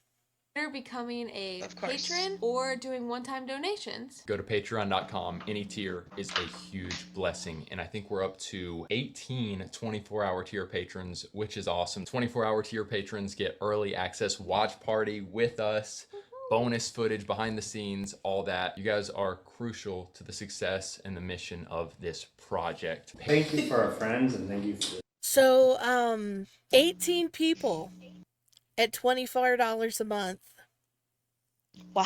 That's totally paying the bills for these airplane tickets every month. And I saw some comments on YouTube where people who are patrons are upset that they are not getting the deleted scenes, behind the scenes, etc. They are just getting the video early, and they're mad about it. Which I would too. If I was paying $24 a month, like, I don't think I've ever paid that much for a Patreon or a Kickstarter or anything. It really is a lot. I think the only thing that they valuably offer is if they're actually doing a watch party live and interacting with the patrons, like responding to their comments and continuing the conversation. Yeah. I doubt they do that, though. No. They got rid of their Discord because it was too much work to keep it going, which you and I can contest. Running a Discord is hard. It takes a little bit of time, yeah. Yep. I don't know. I just love Discord so much. Yes. Like, to me, it comes naturally. It's not hard work. It's fun. Yes. I don't know how many things I could have done on top of that. Oh, absolutely.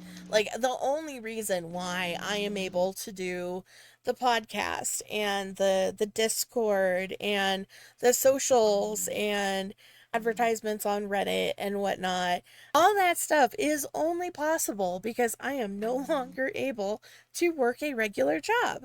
And so I have oodles of free time where my body isn't going to let me do much of anything but I can record a video, or I can Exactly. read a book for a future episode. I can mediate a disagreement that pops up on the Discord. And it has been such a blessing for me because I need that, purpose, and having some sort of outreach and service that I can provide to other people is really, really, really helpful.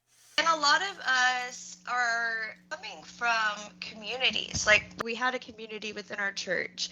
So we had all of the social interaction and all of those things. When you leave the church, it can feel really lonely. And so that's one of the biggest things that I enjoy about the Discord, is that we have a community of people where we can say, man, I'm just really struggling today with this. And then you have all these people that are like, I'm here for you. I hear you. You're valid. Your feelings are valid. Sort of in a way replaces that community that you really miss once you choose to leave the church. Yeah, there really has been a lack of what they call third spaces for people. It's not home, it's not work, it's a third space that you can go to. A lot of people don't like bars, or you don't want to have to spend money to go be with other people. You just want a regular meeting place where people who share things that you value, congregate. And so church is the thing for most people. Like, people will ask me, so how did you start making friends as an adult?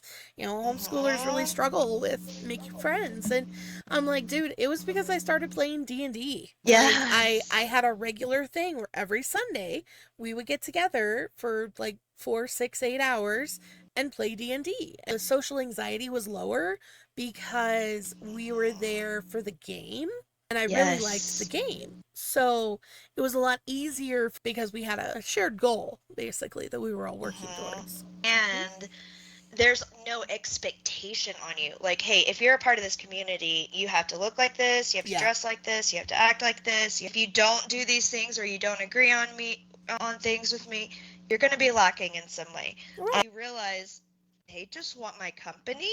I think once you experience that, it helps you realize how conditional it was before. Oh, absolutely. The transactional nature of the relationships that I had in like the first half of my life were so obvious once I started to make genuine connections. And that's hard for a lot of people to believe that exists outside of the church. Yeah, absolutely. So, like, for encouragement, if anybody is still in the church, doesn't believe the same thing, but they're like, I don't have anyone outside of this, it will come. Like, there are good people that you can find. It might need to be online, where they're in different locations in the world. You might have to be creative about it, but when you make those genuine connections that are not based on the way that you act or the way that you live your life, it feels so validating as a human. Like, me coming here is enough. Me being me is enough. So don't give up on that. Like, you are enough. Love it. So we gotta call out that Bethany made dinner. Thank you, God, that she finally cooked. Because on my bingo boards, I had Dave cooking and Bethany's bad housekeeping, and we don't see either of those in here. And it's rather shocking. But I can imagine, it's not just one of her flailing reels, it's serious videos. So let's make sure we're in the room that has like no clutter. Nothing on the, you can't see anything on the floor. Just like take a giant broom and brush all the toys and all the kids' crap into like a room that we're not going to be filming. Exactly. That's how I treated visits from my mother-in-law. If there was like one YouTube channel that you'd say is your favorite, who would it be? Mostly I listen to Megan Kelly, and that's about it. Okay. Oh, Megan Kelly. I like her. Don't you dare say anything bad about Megan Kelly. Don't you dare! I think she's cool. Who is? He's so insecure. Whoa. It's just like so That took aggressive. Yeah. That took a huge turn because that's Paul literally pointing the finger saying, you're not like us. Don't take this away from us. Don't disagree with us. Be like this person. I'm going to shut you up before you even have a chance to say anything. And poor Dave's like, I think she's cool. Exactly. And I cut a big part of this conversation because it's stupid, but like none of them could say why they liked Mickey and Kelly or like give any examples of something that they really liked. It was very, we all like Megan Kelly.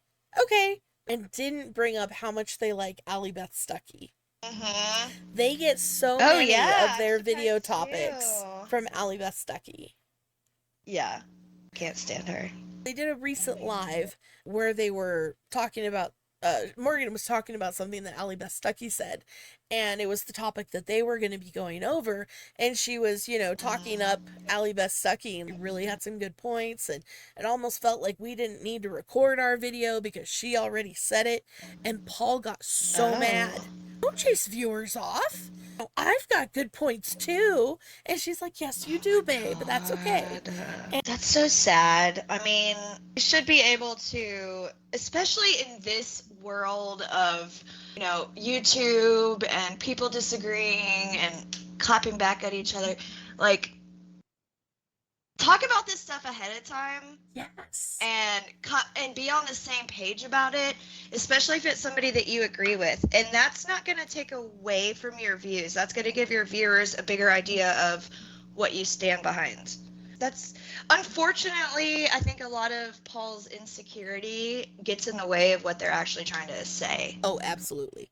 Do you guys get people being like, you guys are too happy and joyful? It's the weird thing though, it's like we talk about how Dave looks like he wants the earth to swallow him, or he's got dead eyes. And no, we do not snark about how happy they are. We snark about how obviously unhappy they are in certain situations. The disconnect from what they see and what we say, it's wow. That's another reason why it's hard for me to categorize myself. I'm not going to be in the same category as these genuine haters, like we talked about. We don't hate them. We're not the Christian haters that they don't really want to act like they exist. It's just such an interesting relationship that they have with all opposing sides. Yeah. I also wonder if people come at Paul and Morgan more because of their marriage, which is why they are saying, why are you guys so happy? You're not supposed to be happy with each other. That is very possible. Right? That is entirely possible. Like, Paul and Morgan think that Dave and Bethany are too happy, that Isaiah and Alyssa are too happy. And yes. Like, it should be okay to hate each other and act like you hate each other. And I've seen their response videos to people who say, Mormon couple who was doing a deep dive on them that was like, they make marriage look undesirable. Their response to that didn't do them any favors. No. They were basically just like, no, we do like each other. Y'all are just haters and you want to see our marriage fail because we talk about healthy marriages. Yeah. It's like, no, we're pointing out the fact that it just doesn't look like you like each other. No. So maybe in response, you give each other a kiss and say, oh my gosh, like we just get caught up on the content of what we're talking about and we don't show you guys our flirty side, but oh my God, he's crazy in bed or something, right? So they actually worked with a YouTube consultant years ago. And he said that it wasn't obvious from the way that they were like sitting and conducting themselves in their videos that they were a married couple. It looked like they could have just as easily been siblings. And so he suggested that they kiss. And so for like a year and a half, they did this extremely awkward and forced Paul kissing Morgan at the beginning of each of their videos. And it was just so obviously so forced. She never really kissed him back. It was just him kissing her, often like on her cheek or her forehead. She would turn away to not kiss him. And it was like, okay, even with this fake forced kissing each other, you still don't seem like you like each other. So, what is happening here? I don't think that this is the case, but let's just say, for example, that they had a platonic relationship and they chose each other because they didn't want to be alone. They wanted that companionship. There wasn't a romantic sexual connection, but they decided like they loved each other in a different way. Still, in that case, you would think they would choose a different subject for their content, right? Like they would choose like, how do you evangelize? How do you witness to people? How do you choose which movies are okay? Like you wouldn't make marriage and intimacy and relationships your specialty. There are certain topics that I don't talk about because they are not my wheelhouse. Like I do have some good advice for marriage and whatnot, but like the longest I've been married was 11 years. So there's people who have been married far longer who have a much better perspective on what it takes to make it to 30, 40, 70 years. And right. People like these guys think that they have the line on everything. And so exactly. They are just ultimate authorities that people should listen to for, basically everything in their life. It's just not helpful. It's not a ministry where people are learning tools and are bettering themselves. Yeah. It's like taking steps backwards. And very Real Housewives, very Bachelor, very reality TV. And yes, oh my God, 100%. And I think that Dave is starting to ruffle feathers because of the vulnerability and openness, like yes. to say things that they don't want to hear. They haven't matured enough to be able to say, oh, this is a real vulnerable, open question. Let me be honest about it. Because they're still under this front of, I have to be a certain way for my followers so that they keep following me. Exactly. Oh, weird. It's not King Energy. Okay. It's King Energy. Already feeling sorry for myself and then hearing one of those and be like, you're damn right. Wow. I got a man. Well, but that's a scary thought for me if I were to think like Morgan's over there thinking. It's possible for someone to feel bad for them, feel sorry for themselves. Have you felt that way when you get all these messages of? No, let's be real. Like of messages of you, Morgan. What is it? I hope Morgan finds happiness. I would say that I've. Please say no. Please say. I'm being real. I hope these aren't sticking with you. Once again, Paul is the most freaking insecure person. Like, don't you dare tell me that any of those messages to you are actually landing with you. Yeah. Exactly. And I love the fact that Dave is open and honest. He's like, yeah, I felt sorry for myself. That seems like a legitimate response when you get haters online. If I were, God forbid, popular enough to have a following and I had haters commenting, because I haven't been in that situation. So right. I don't know how I would respond. I would want to listen to them a little bit, and if I didn't agree with them, I probably would feel sorry for myself. Yeah. Like, why am I getting attacked for something that's not legitimate? Exactly. And I mean, I have experienced where, like, in the early days of Facebook, being open about the fact that I am queer and having people telling me that I am demon possessed and I am absolutely going to hell. And I had people literally like typing out prayers to cast the demon of homosexuality out of me. I don't even understand how you think that works. You can't just do that to people. Like, that's so wild. But on bad days, it would affect me emotionally. And I'd be like, holy shit, maybe I am just this terrible, horrible, very bad, no good person because I am not fighting and struggling with my same-sex attraction. Right. Which is so sad. Like, you should never have to feel about it that way. I really don't like the fact that they are not offering each other words of encouragement. I'm so sorry that you got hate about that. You're a wonderful person, and I feel like God is going to bless you. Like, it does strike me as odd that they don't take the time to edify each other. Exactly. They're so focused on the haters and adding more negativity to the situation. There is no, like with Dave, he can actually appreciate where other people are coming from. And he can, suss out, like, well, this is something that I should take seriously. And this is something that is obviously just someone upset at me and I don't need to worry about it. And they're so fixated on stewing in this negativity and just owning the haters and owning the libs, and it's not the flex you think it is. Exactly.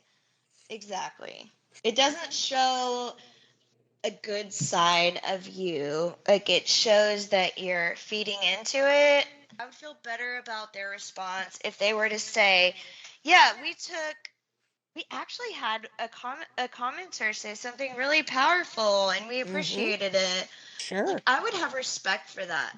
Morgan can do so much better, that type of stuff. No. None of that stuff is. I've never been like. Oh, and then we'll get back to you guys. And none of that stuff about like you're being mentally or emotionally abused. Like I'm like, you guys are idiots. This is just something that like Christians and haters will say. Of like, Paul cuts you off when you talk. Like, he's not like listening. Like, he's not respecting your voice.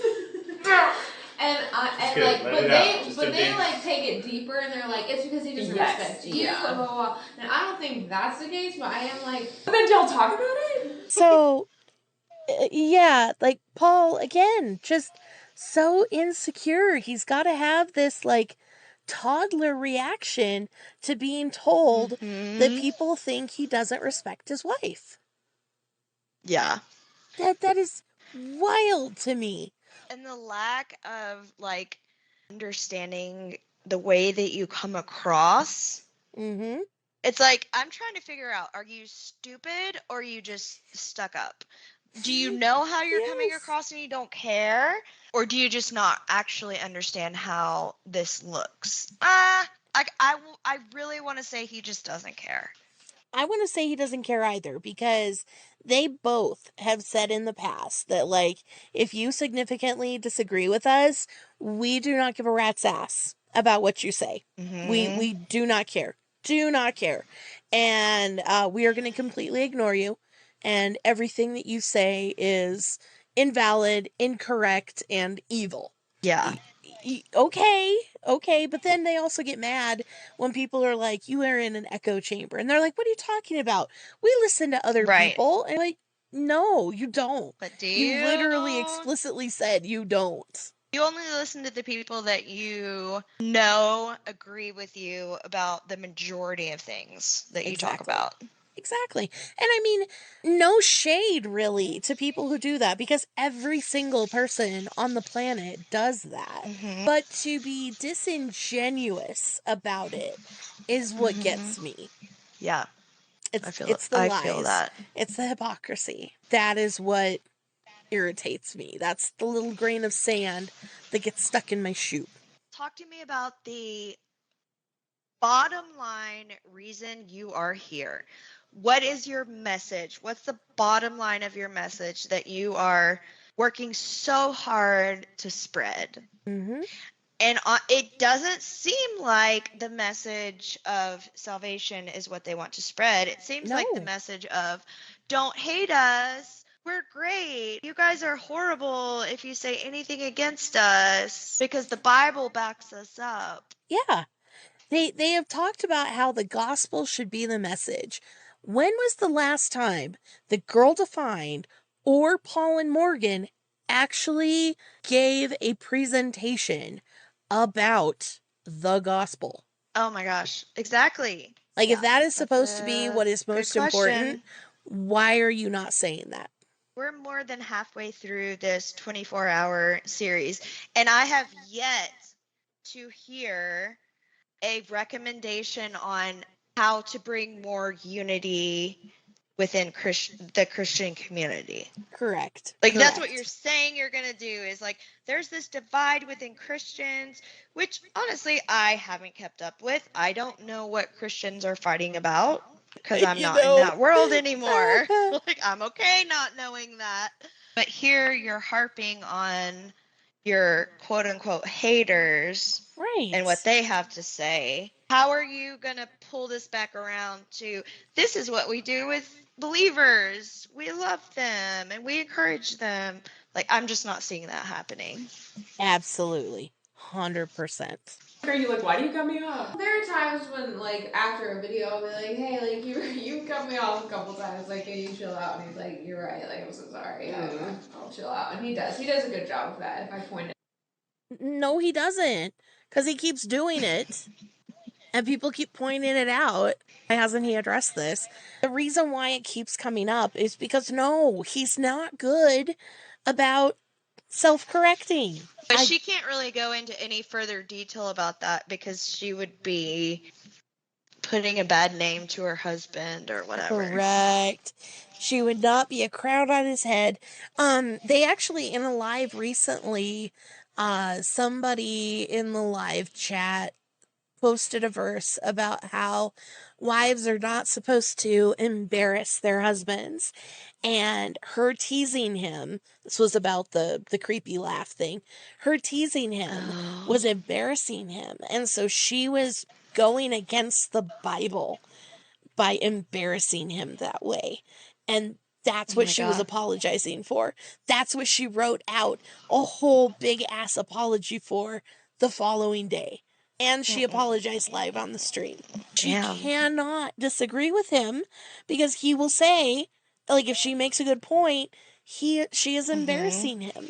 You are the most insecure man-child I have ever seen. You are this train wreck, and I'm waiting for the severed head to, like, bounce down the side of the street. Yeah. Well, and I do think that goes to show the differences in these two marriages. Oh, yeah. And I'm not saying that it's necessarily healthy on Bethany and Dave's side, but there is not a dynamic where you're going, oh, she doesn't have a voice. She can't say what she wants to say. Correct. I know Bethany is saying what she wants to say. Dave is saying what he wants to say. Paul's saying what he wants to say. I don't think Morgan has that freedom. Nope. I don't think that she could ever correct him or say, hey, well, let's think about it a different way. Like, that's not an option for Morgan because of how Paul is. It's bizarre, but there is this, like, subsection of men who are married and yet act and talk like an incel. Matt Walsh is in that. Paul is in that. Nate from Nate and Sutton. They're all very much like that. And it's like, do you even like your wives? Do you like being married and being a parent? It just really doesn't feel like you enjoy these things. It seems like you are forcing yourself to do them because there's an outside pressure telling you that you have to do these things. And you're just like butthurt with the world that it's not gone perfectly exactly the way you wanted it. Right! I am in a terrible marriage. He is the villain. He can't even take her, like, saying that in jest. Yes. In jest. In saying that, well, I cannot say XYZ. And he's like, ooh, careful, careful, careful. The fuck, dude? That was hard to watch. Yeah. I am so perplexed by him. Yeah. Same. Hey, that's fair. Like, this is it's real life. To me, though, in all reality, like, that is a little bit scary. It's a little bit scary because it's not our friends close to us or people from church. It literally can be like multitudes online, sending DMs, commenting, making videos. So it's just the thought of that in circulation. The stuff online, like the comments and all of the messages, like I'm the villain, you know. And I think the only time it gets frustrating for me is if just being honest, is like when he's like, it starts interacting with them, and sometimes I feel like starts like, we're actually really nice people and all of this, and almost like it feels like it's now like them against me. And it's less of like he's not upset or mad at me or anything. It's just more like, oh, we should be sympathetic. But at the end of the day, it's like, in some of these cases, I feel like these people really do want they do want to see our relationship fall apart. Sure. Even though they might be like, we hope you and Bethany stay together, they don't really hope that. Right. And that's kind of become apparent with a lot of these people that it's not. And so I think that's frustrating because I really don't believe they have pure motives or pure intentions or really care about either of us. Right. And so it's, to me, that's frustrating. I want to feel like my man is like standing up for me, and like he is like, why are they coming after my girl? And so when you're like compassionate toward them, it's kind of like, how could you? Yeah, I feel bad. Like I choose to, but it's hard. Yes. Wow. So apparently Dave is befriending snarkers. Right? How do I sign up for that? Like, I know, right? Well, I will say last year, like my peak of fame on Reddit was when Dave posted to his stories a screenshot of one of my posts about him. Oh my god, okay. And what so was it? I was like, holy shit. Not only do we know he's reading the Discord from other things that he has done and said, but like, he actually took a screenshot of my stuff, left my username present, and posted that to his stories. Like, wow, dude. Wow. It was so weird. With you, or was it saying this is somebody who's talking about us? Was an example of like, see, this is the discourse that is happening about us. Here are some of the things that, rumors that I want to dispel, or I want to expand on something that I said that I think might be getting taken wrong. And it was a thoughtful reply of his online, and was very obvious that he wasn't just immediately discounting what we all said. He was actually paying attention. And this is right around the time that he posted the videos on Instagram where he talked about his marriage was so awful that he did not want to live anymore. Like, he had children to live for, and he still didn't want to live because his marriage was so bad. And he was talking about reevaluating his faith. And so we were saying, oh, look, Dave's deconstructing. He just doesn't know it yet. And we didn't say that as a, like, well, I think Dave's going to become an atheist. No, we were like, he's at least like seriously reconsidering what he has been told and really looking into it with an authentic curiosity. And we stand all of that sort of thing, even if you end up coming to a different conclusion than us. I will respect the fact that you took the time and the energy to be genuinely curious about things. And I can respect someone who has these views that has really put the time and effort into them. And, well, to a certain extent. There are, a handful of topics that I am hardline on, and I don't think that you can have a healthy middle ground with. It seems to me like Dave just has a higher understanding that people are people. Mm-hmm. So you can have these conversations where you're saying, this is the question that I have. What are your thoughts? Well, I thought about it this way once. Now I think about it this way. To me, that is important and it's healthy. Yes. It's being able to say, okay, here's a group of people who have the same background and they have a different interpretation of everything. Now, Bethany is only interested in hearing from people who have the exact same viewpoint. So Yes. that is indicative of not wanting growth, not wanting change. So it's confusing to me because she's grown in certain ways, but she's very closed off to growth in other ways. Yeah. Well, I think it comes down to people are most likely to change when their circumstances change and something new affects them that they had previously just assigned to, oh, that happens to other people. That's not something I have to think about.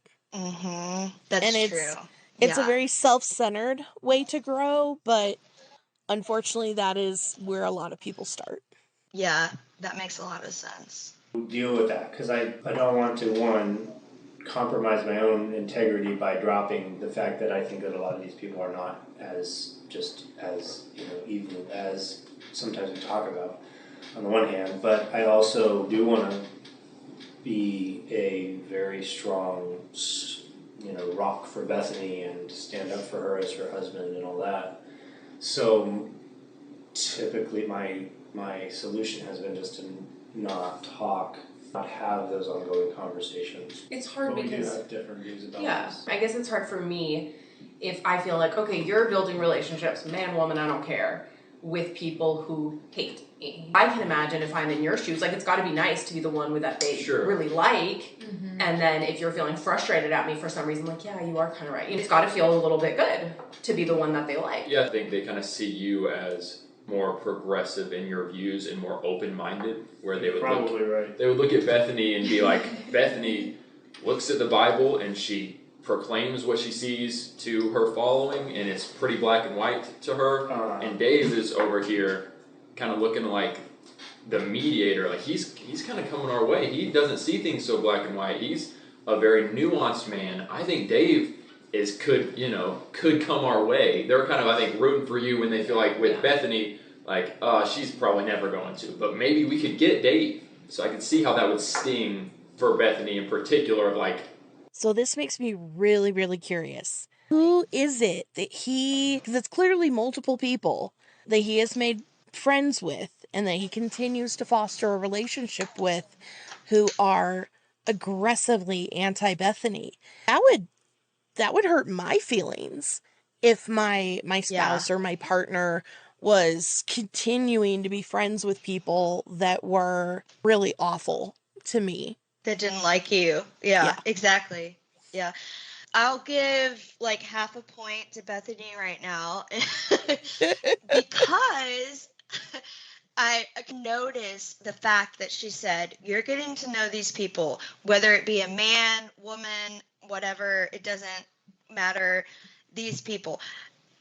Okay, that in itself is progress because she's saying, I don't care if you're friends with a woman. Mm-hmm. Like, I don't care the gender of this person. Like, I'm assuming he's straight. I'm assuming she sees him as straight and feels like the only threat would be women. So for her to say men, women, it doesn't matter, like, that's progress, right? Absolutely is. But she's bringing this up to hear from him, like, what do you have to say about yourself? But at the same time, it sounds like she's not sure how to think about it. Like, she wants to know from Paul and Morgan, what would you guys do if you were in the same situation? Because this is new. I honestly feel like the conversations that Dave is having are what do you think about this? What experiences have you had? Oh, what have you learned from this situation? Like, how have you grown? How have you changed? Is this type of change in this area normal? Yeah. He's trying to find that camaraderie of people. I feel like there's a bit of tension about it, But I feel Mhm. like if Bethany didn't have input from other fundies, she would stand behind him and say, Yeah. you know what? That's actually a strong approach to take to talk to people who disagree with what we've said. Yeah. People Because are Paul people. and Morgan have right? explicitly stated on multiple occasions that it is unwise for opposite sex platonic relationships, and how, you certainly shouldn't be doing things like spending time alone with them or having a private text chat.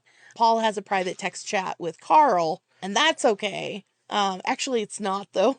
Morgan has mentioned that the relationship with Carl sometimes it feels like pushes their boundaries because, he's telling her things that he's not sharing with Morgan, or not getting like Morgan's okay to share things with Carl, and she doesn't like, how much they talk, like how active that friendship is, and she feels kind of left out and whatnot.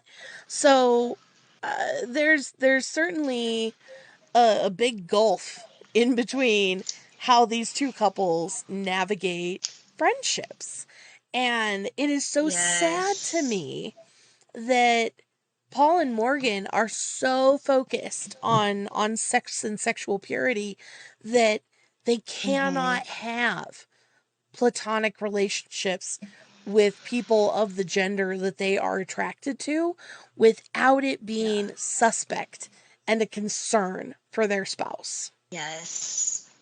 Yeah, it's sad, right? And it's like you are approaching things with such a straight heteronormative mindset that it just makes me feel like you're more naive than you really should be at this point in your life. Well, and they're so boomer honestly, about Dave, it. Yes, they really are. Like me personally, being pansexual says if I go hang out with my friends that are female, male, or non-binary, they all have an equal opportunity to steal me away. Right? Even though I'm choosing my husband, I'm choosing monogamy, I'm choosing to say, hey, it's you and me, the trust should be the same no matter what the gender is that I associate with. That's one of the big red flags in polyamory, is if it's a, heterosexual couple and the woman wants to date other women and their husband is, totally fine with that. That's great. It's gravy. It's sexy for him to think about. But then if the wife wants to date someone who is a man or masculine, then the husband suddenly gets, very protective and very like, no, I need to be the only man in your life, blah, blah, blah. Not comfortable with you, dating these men, because they see the homosexual relationship as safe. Like, that's not as real as what you and I have in the heterosexual pairing. So you having another heterosexual pairing is scary to me, because they can offer what I can offer, because all they're thinking about is their dick. They're not taking into account all these other things that go into a relationship with a person. They're like, no, they have a penis, I have a penis, therefore they make me replaceable. And it's so sad that that is such a prevalent ideology within heterosexual men. Like, you don't have to be that scared of other men. And also, like, it's telling on yourself. Like, do you really think that the only thing a woman brings to the relationship is her vagina? Right, exactly. That's so grotesque. Yeah. I feel like it all goes back to misogyny. Like, men that subscribe to this lifestyle they want to feel like they have ownership over their wives. And so if she has any type of autonomy, it's going to negate that ownership. Mm-hmm. which is really disgusting, but that's also the culture that is being promoted constantly. Oh, absolutely. It's supposed to be sexy and romantic and feel safe and secure that your partner possesses you, that they control you, that they own you. And that is what is put forward as the ultimate blessing in evangelical circles.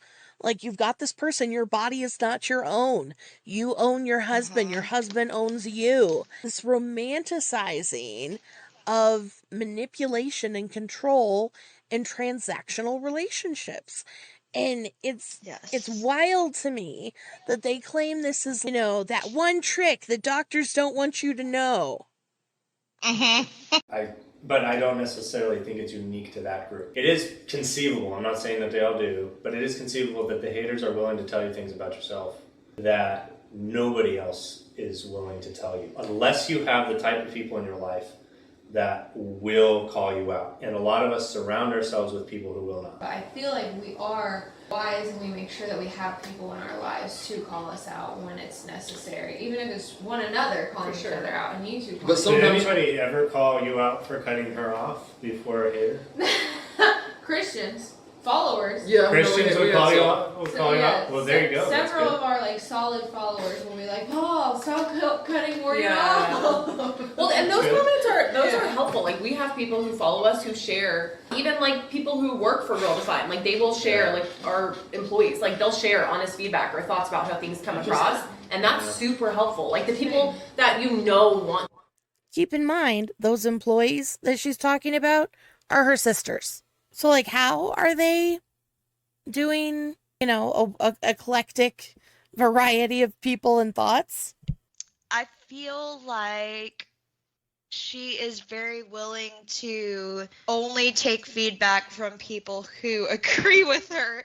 So even if it is her sister and an employee, when have we seen her take that criticism and feedback and changed? I have never seen any of them course correct other than like some new thing happens for them and they decide to make a new excuse for themselves, and so they change on something and pretend like, oh, well, it's fine, it doesn't matter that I said something else, doesn't matter that I changed my mind, like, I'm just gonna keep going and we're gonna try and pretend that the old thing never happened, but we don't delete the videos.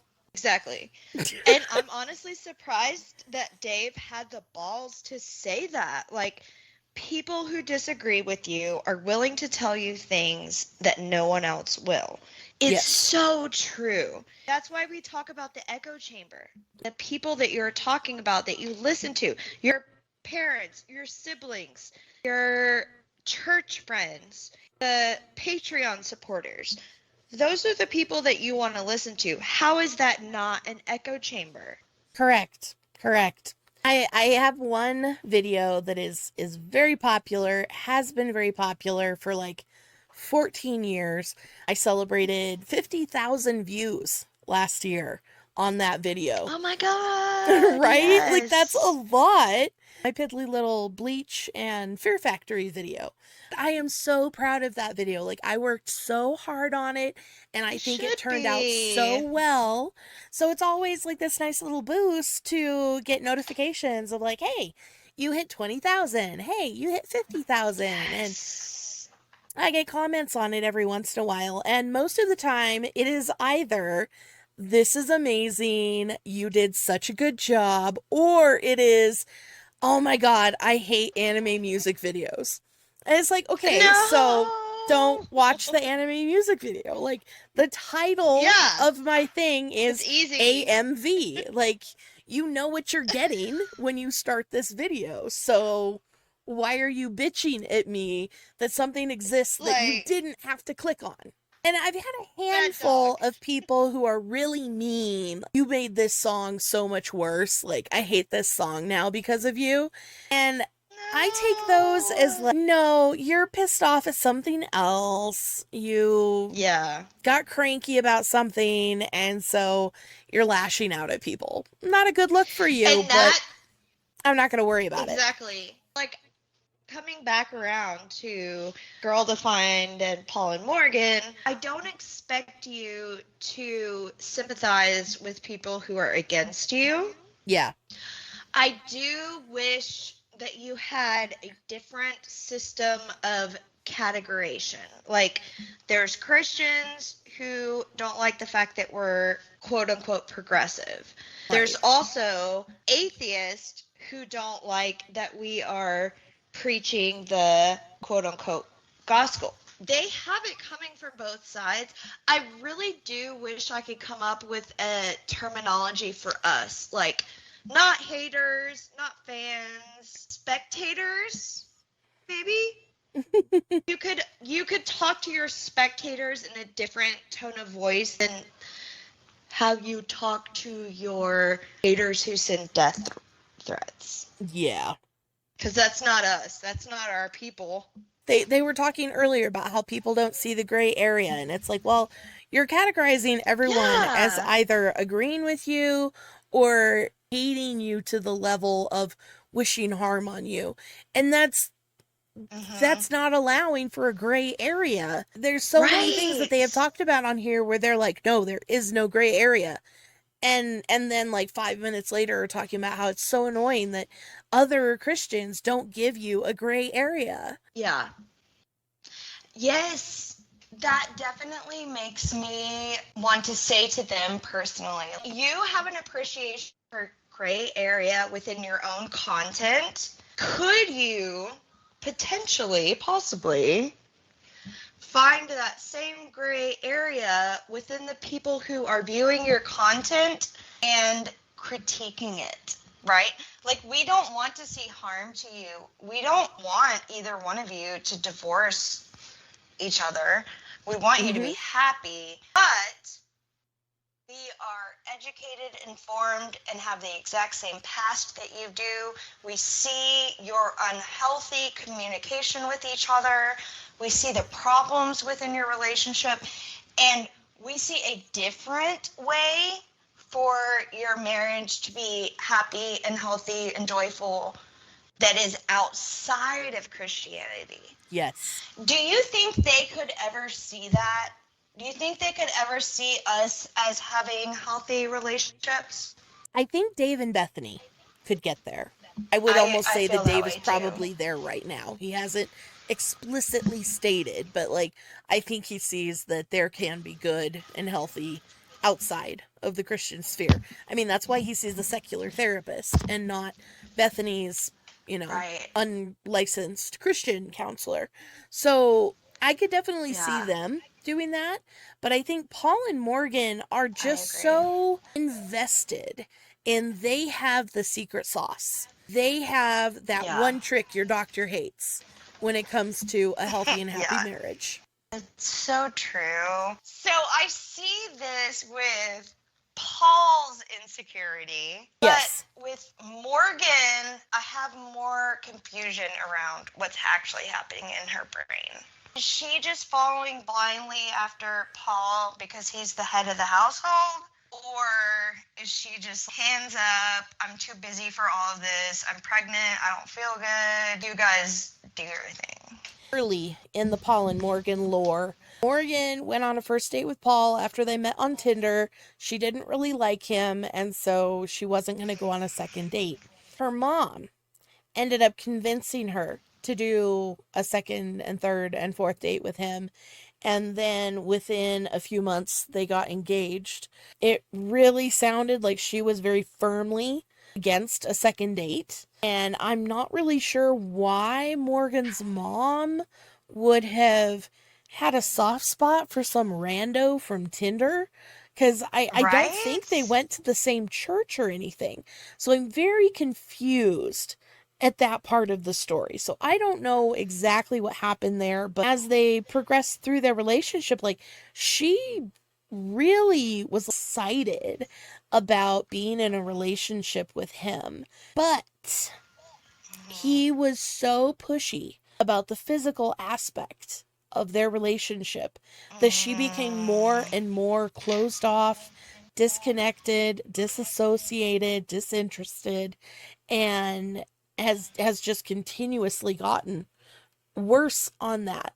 They sit further and further and further apart as time goes on. They used to, be hugging all over each other and everything. They never, ever do that stuff anymore. It is so obvious the way that there has been distance growing between them throughout their whole marriage. While they're talking about how they are really pursuing marriage in the right way with the right focuses. And yet they are just miserable beyond belief. They try to hide it, but they do a really bad job of it.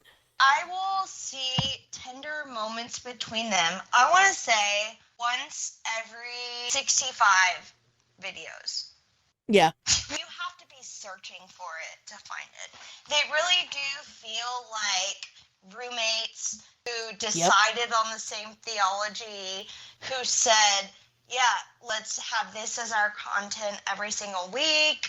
They got married, they had their first child, and it's almost like outside of their control, they became the picture of the Christian family. And I don't think Morgan had experienced so much female submission. I don't think she had seen it played out. And so I feel like that gave Paul the reins of control. This is what you're supposed to do. You're supposed to be excited about fucking me every other day. I didn't see any pushback from her. Yeah. He's fought all that pushback out of her. It is only because of pregnancy hormones that she gets to be sassy with him without serious repercussions.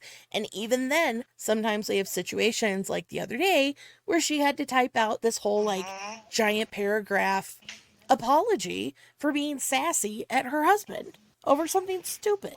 Honestly, I saw that. I saw the whole thing and I was like, oh, damn, he's super sensitive. That's what I took away from it. Was not that she was mean and condescending, was that she made a joke.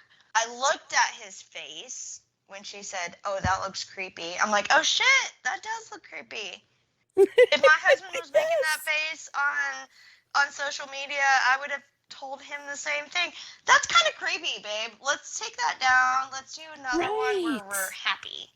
Right? Yes. It's like that type of communication and honesty and trust is not cultivated between them.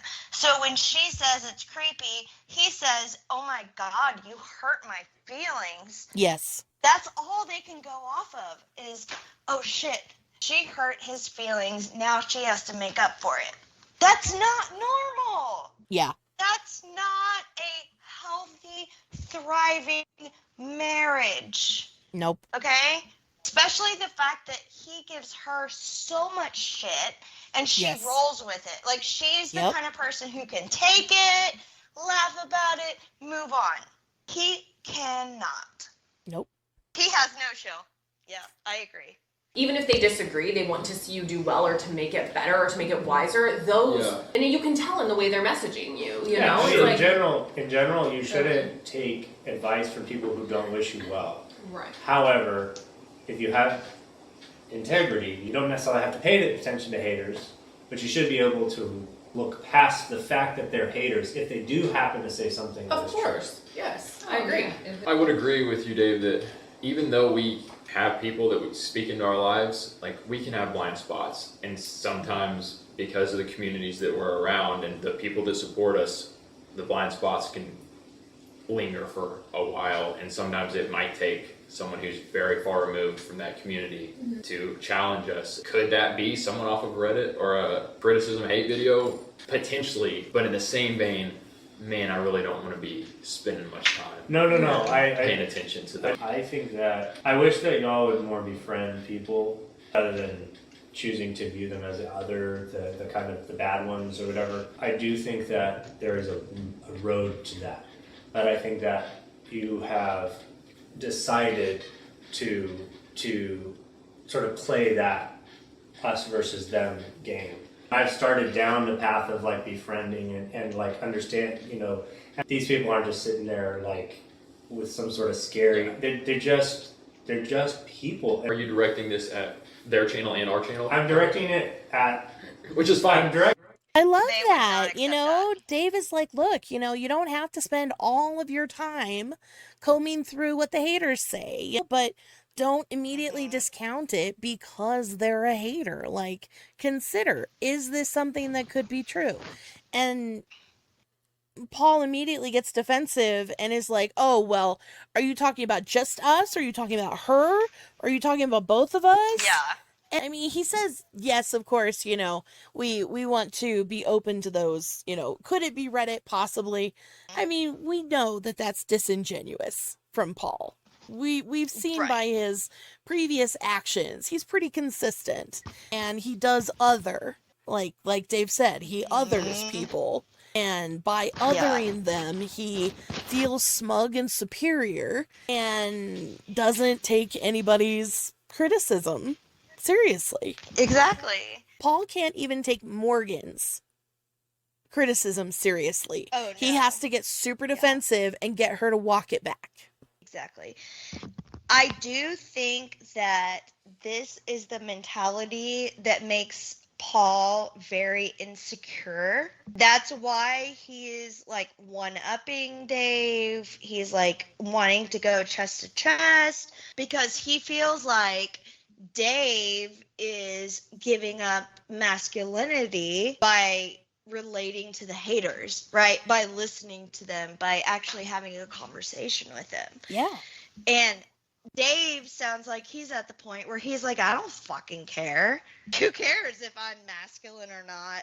We're talking about real shit. Trauma and what we've been taught our whole lives and how that affects our marriages. And he was fucking there at their honeymoon when neither one of them had sex with anyone else, and they had the purity culture, you know, directing them on how to live. So it is a very interesting conversation because I know that Bethany and Dave had a completely different experience than Paul and Morgan. It's pretty clear what each person's agenda is. Yeah. And I think that Dave, his agenda was not to go out and speak against them. His agenda was to be genuine towards himself, to speak what he believed. I feel like this is where he's realizing, oh shit, if I speak what I believe, it's going to cause some issues here. You can tell by his slow, careful word choice. He's really being thoughtful and genuine in his communicating with them. And he wants to make sure that, you know, he says it the right way so that way it is well received. He is trying to be mindful of the things that trigger them and to work around those so that way he can effectively communicate with them. And that I give him huge kudos for because that is fucking hard. Yeah. As somebody who was in, you know, customer facing positions for over 20 years, like, people are hard to deal with, and it takes a lot, and you can never know, like, the right way to handle 85% of the population is exactly wrong for the other 15%, and you've got to be able to, like, adjust on the fly as you're talking with these people so that way it doesn't just turn into them screaming at you and hanging up on the phone or demanding a supervisor, you know? Right. Exactly. And like as a loving husband towards your loving wife, you don't want to say something that would absolutely undermine her entire online presence. Yeah. Right? Exactly. But then you're like, I also followed along with it for a really long time and that didn't work. So I'm just going to speak my truth. And my wife has said she's okay with that. I definitely feel like it has to be a tricky balance, to like a tightrope, you know, that you're trying to walk. Absolutely. Yeah, he, I have a feeling could really vibe with Louisa. from Encanto, Yes. like so many of us can. Yes. Oh my God, the pressure, absolutely. All y'all, to the degree that All you of them. want to Yes. just kind of write off whole groups of the internet, and I get that it's personal. I get that you've received more hate than I personally have. I think too for like literal mental health, like Yeah. to try and bridge the gap between the Redditors who Yeah. literally send me death threats and tell me they are praying that my baby dies Bullshit. in my womb. Like, I just don't have time That's to even, try yeah, and that's bridge very that gap. wicked. But No, that's wicked, but that is not. That's not everything. It's we're not talking indicative. about. Yeah. It's Yeah. not indicative of every Redditor. So, yeah, I think the Reddit subthreads are, from my limited interaction or understanding, is full of people who are reacting against all kinds of stuff that both has happened to them and that they have created in their own lives. And the reason why I'm like this is because I am like that in plenty of ways. I'm not willing to just write off whole groups of people because they say unkind things. So I agree, I'm not writing them off, but I don't think like online space is the place to do that. When I meet people, which I've met plenty of them in real life, they'll come and say hi or whatever. I like in person, absolutely. I would love to talk to you. I would love to build a relationship with you, but it's just too hard. That's why I think you're right about like people, when you're online, people, the lovers and the haters, they don't really know you that well. And that's why I think the biggest impact often comes from our real life relationships. Yeah. And that's why. No way. You mean in-person relationships that you have long-term are better than random commenters on the internet? Oh my God. Right? Man. And also, like, this is such a boomer mindset. Like, I thought you were younger than this. It's a boomer mindset that because these people are on the internet and because they live far away, they are threats. They are wrong.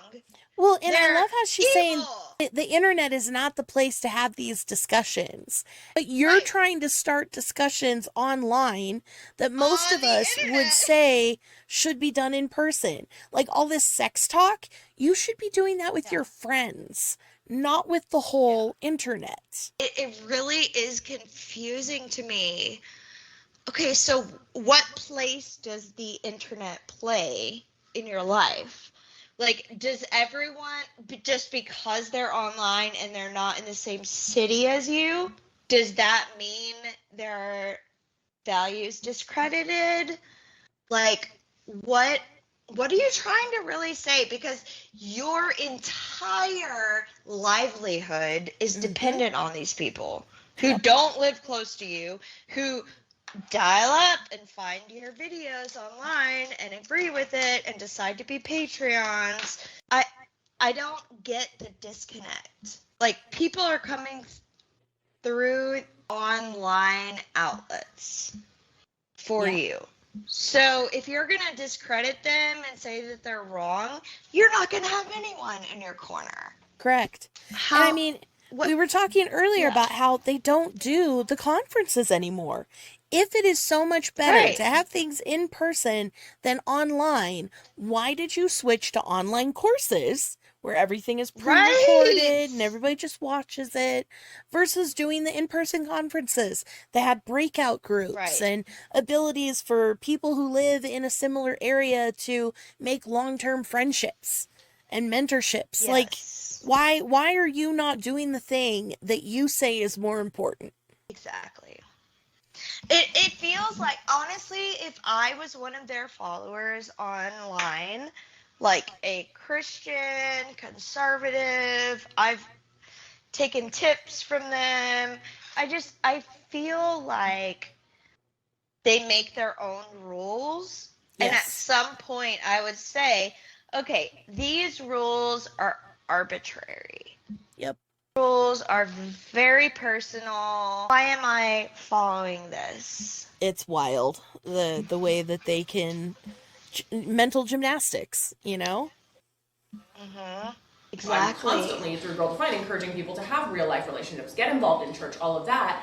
But if I were to meet any Redditors in real life and they wanted to actually have a genuine conversation, like, I am absolutely there for that. Like, I hope to be able to have conversations with people who've made videos about us. Like, I hope to be able to sit down and do stuff like that. Somebody has to be the first one to start a process like that. I agree with you, Bethany, in that in-person, face-to-face conversations with those people who actually want to try and understand where we're coming from. Like, we've had conversations with haters who I've sat down with people face to face, and they've like been genuine of, I do want to know where you're coming from. I don't agree with it, and I've maybe commented some nasty things or whatever.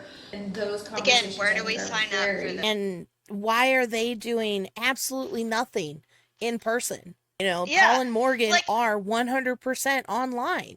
Yeah. I would absolutely take the opportunity to talk to them one-on-one, looking in my eyes, seeing my humanity, and asking them these questions. Like, your prior teaching, your obsession with purity culture, these things have been harmful. Let me tell you why they've been harmful, pain that it's caused me in my personal walk. Right. I feel like if I open that up to them, then all they're going to do is say, oh, well, you need to do this. You got to do that. Like, we have a step-by-step purity process, and you clearly didn't follow that. Like, they act like they would be willing to have these conversations with people who disagree with them. But the reality of the fact is, no, you wouldn't even open an email for me because the subject matter is not in your favor. Yeah. You know you're wrong about this. You know you have no backing, no factual points to go to. I just really don't like the fact that they're saying they interact with the haters and are kind when they don't. Yeah, I don't buy that for 1 second. The people that they talked to when they were doing that man on the street interviews about purity and stuff, they were not kind to people. They were not there in good faith. They did not put forward a good faith effort to have an open discussion. All they were doing was finding excuses to be like, oh, you're not living up to my purity standard. Here's the Bible verses that tell you you're supposed to be at my purity standard. And, you know, these are the awful things that are going to happen to you because you're not following my purity standard. Like, that's not an honest conversation. We walk away still completely disagreeing, but like being like, you're human, I'm human. Yeah. Does your concept of them, you kind of just answered it, but your concept of them sounds like changes. In other words, they're no longer just a, whole 335. They're now something more than that. These people are not just, and again, I don't mean every single one, but a good chunk of them are not just, criticizers. They've inflicted very heavy of pain. I agree with on their, I just know for a fact, on them, on us. Paul instantly wants to put up a shield against any of Bethany and Dave's thoughts. Your opinions, your thoughts, nothing is going to be valid, worthy, credible. Like, he just really has a closed off mindset, which is interesting because even me as an agnostic, I don't have a closed off mentality towards either couples. I'm listening. I'm saying, what are you going to talk about? What can I relate to, not relate to? And if what you're saying is dangerous and hurtful, right?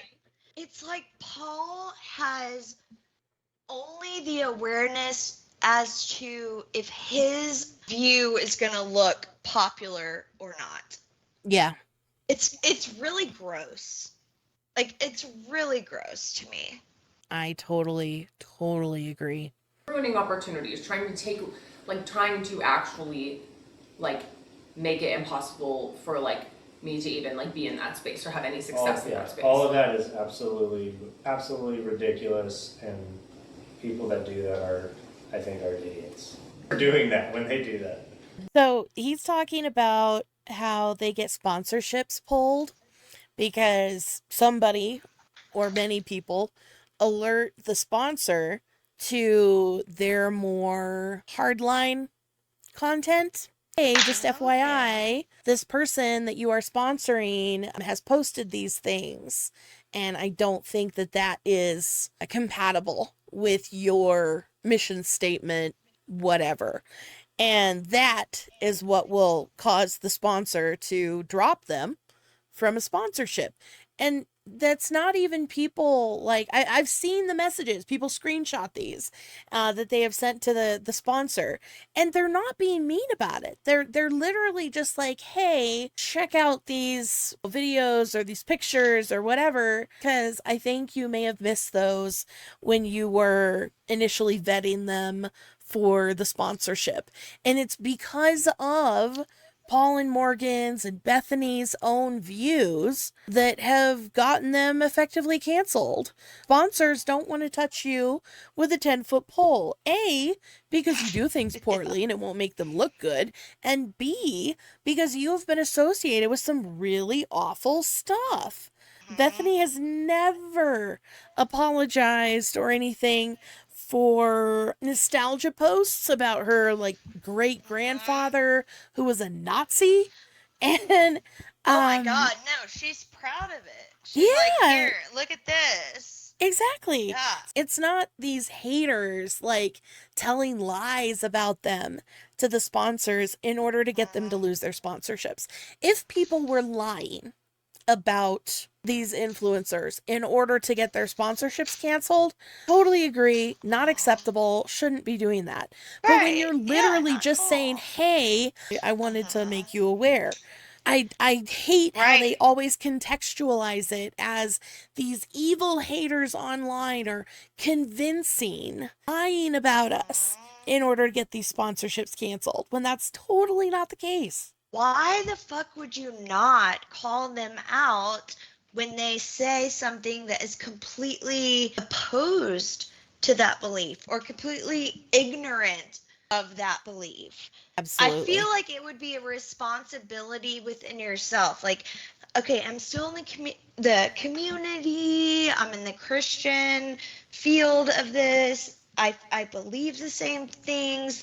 My primary, quote unquote, issues are in the same place as them. You can say all of those things, and then they are still going to categorize you as a hater. Yeah. Because you don't believe in XYZ.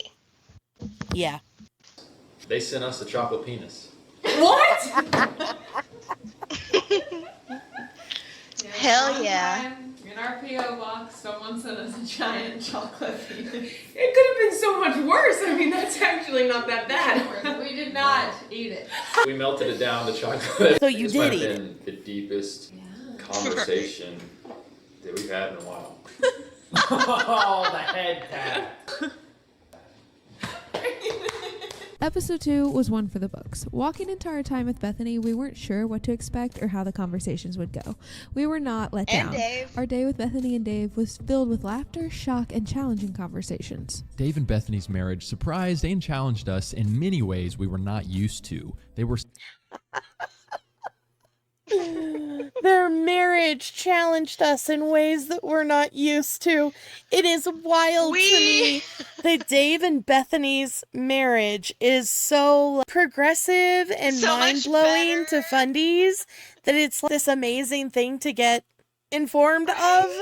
And the rest of us are like, yeah, that's still really fucking unhealthy. Yes. And the fact that Paul and Morgan want us to think that their marriage is stronger, that they're on the right path, that they're better Christians, but then Bethany and Dave say, hey, we have different beliefs. We don't think the same way, and that's okay. Paul and Morgan want us to rip that apart. Yes. They want us. Literally, they're saying, hey, haters, we hate you, but also, could you please? No, motherfucker, we're not gonna please. No, you are really fucking shitty in your marriage. I don't care if I'm talking to Paul or if I'm talking to Morgan. I hate the fact that you are dealing with a surprise pregnancy.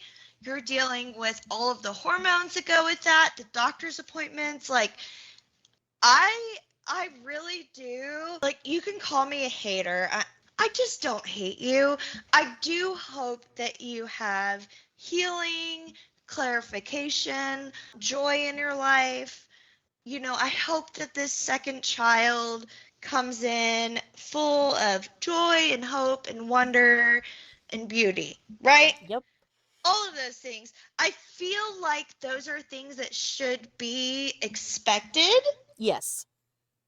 But the way that you talk about your haters, I don't think you see it. Nope.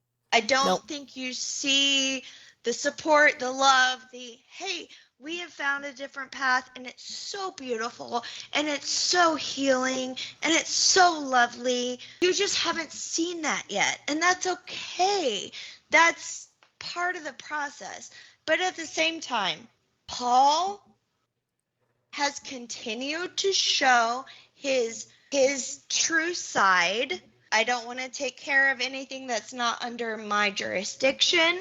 Yep. I don't want to go the extra mile. I don't want to show my wife, even though my haters, which I will say are the Christian haters who are calling them out on not being Christian-like, they're the ones who are saying, hey, you should be sweet to your wife. You should be kind. You should be the prince who is saving the princess. Like, they really don't want to listen to those people, which is crazy to me.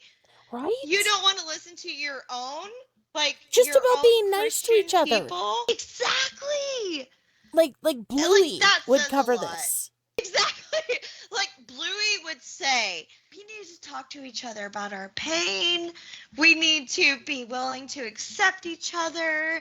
So it really different, is. but It's good clearly for committed parents to one and another. children They chose too. to love and sacrifice for one another despite their differences. One of our goals for Filming with Bethany was to help humanize her to the viewers.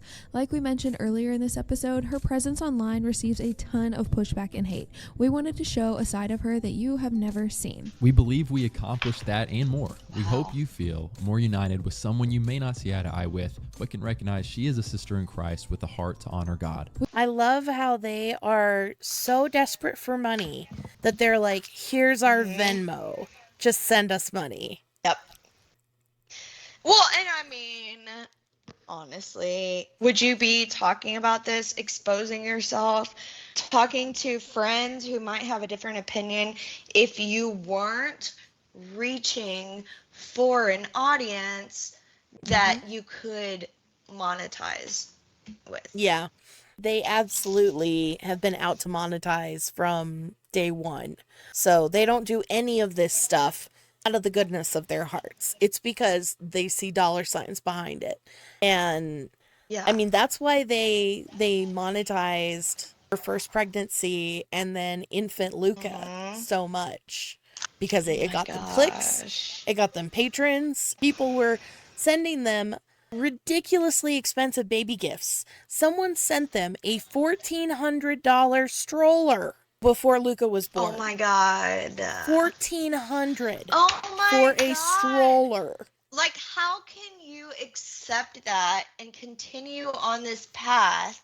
Well, $1,400 would give about 10 children in the system a nice dinner and 2 clean changes of clothes, right? Right. Like, I have a really hard time with that because I want to compare that money that they spent on meeting practical needs within the community. I mean, they talk about how bad abortion is, but I don't see them running fundraisers for a local crisis pregnancy center. I don't see them going out and volunteering with anything, whether it be a church-based organization or not. Like, I just don't see them going out into the world to actually help others. That is how you unite and grow. You actually get the fuck out there and you do something. You can't just sit behind a screen and proselytize and do self-aggrandizement and whatnot. That's not doing something. It is one thing to, start a conversation, contribute to a conversation, but that shouldn't be the extent of what you do. I feel like there is another level that you enter into when you become an influencer. Because you're saying, I am willing to stand beside my points of view. I have grown in this area and I've learned new things and I have something special and important to say. And so I'm going to bring these people along with me because I have learned from them and I've grown from them. The problem that I'm seeing is that Bethany is pulling people alongside who are part of the fucking echo chamber. Yes. They're part of the people who are saying, you're so right, Bethany. We love you. We'll support you for 6 more months because we believe the exact same thing. Yep. Where is the community where you can agree to disagree? Yeah. Well, in like her intercourse that she made, she talks about how she got experts when exactly none of the people in her course are actually licensed professionals. The sexologist that they have is not accredited through it's ASECT. He's not an actual sex therapist. He's this other thing, sexologist, that isn't actually a legitimate professional term. And then she had Morgan on there to talk about fertility, even though Morgan has spent years doing things that were anti-fertility because she listened to a quack. Of course, didn't address that. Nobody was actually an expert here. They were just people who sold similar products along the similar lines with the same general themes and opinions as Bethany. And it was such a masturbatory exercise for her to do. It's so willfully ignorant of how they are just not engaging in good faith. I absolutely agree. I think that the things that they have learned, speaking of Girl Defined, Bethany and Kristen, the things that they have learned along the way, they're willing to say, hey, this is what we learned. I'll give them credit for that. But then Paul and Morgan are basically saying, you're wrong for questioning anything that we believed before.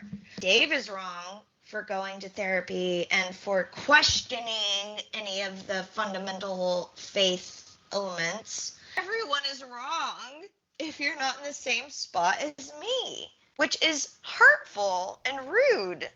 And why would we want to be your followers after this point if you're telling us that we're stupid? You would think they would want the average Christian, let's communicate with each other. You would think they would want to take that and say, yeah, let's move with that. Let's walk forward and talk about how we can learn and grow and develop as humans. They're just not interested in that whatsoever. Yep. Which is frustrating, and which is also part of the reason why Dave was on a completely different level than the rest of them, I think. Yeah, it's pretty wild to me the way that they are just so singularly minded of, we want to act like we are seeking out engaging conversations, that we are reaching out in good faith, like we really need to look like that.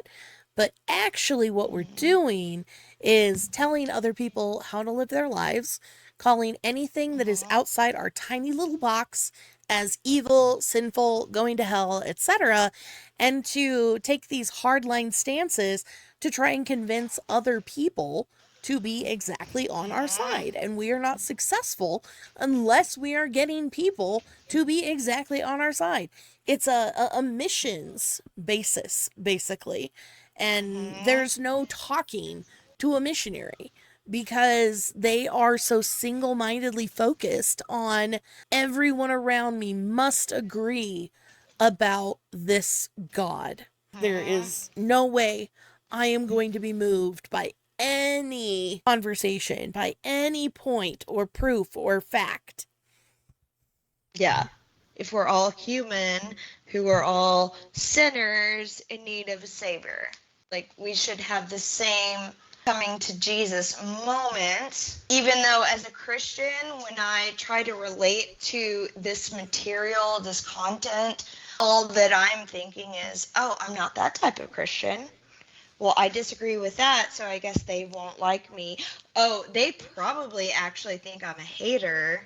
I wonder if they know that they have that effect. Wait, I'm getting y'all's feet. Redo. I never hug a man twice. Oh my god, that was it? He did not want to hug Paul. And then when they didn't get the shot, they were like, oh, you gotta do it again. And he's like, no. Nah, I'm good. No thanks. So I funny. don't blame it.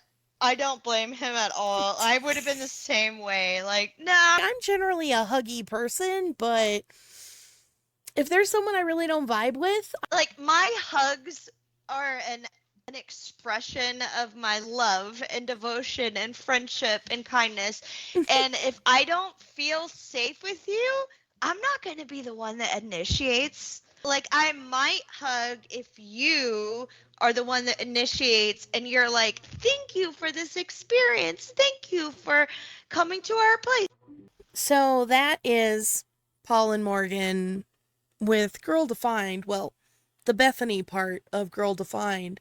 And I think the main takeaway is that somehow, even though they're in control of the edit, Paul and Morgan managed to make themselves look worse every single time they put out a video.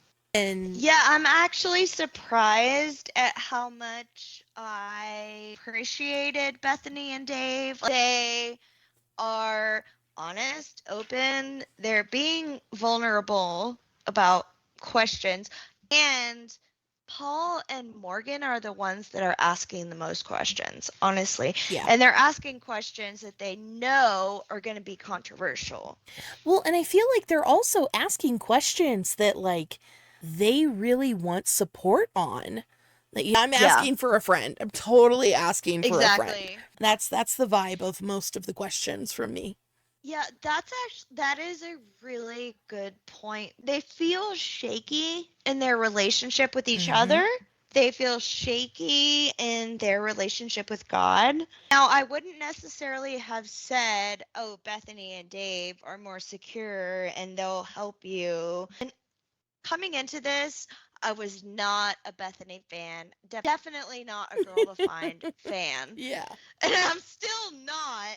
But I will say this, I think that Bethany and Dave have figured out some things that work for their marriage that Paul and Morgan have not figured out. Yes. They're still struggling with it.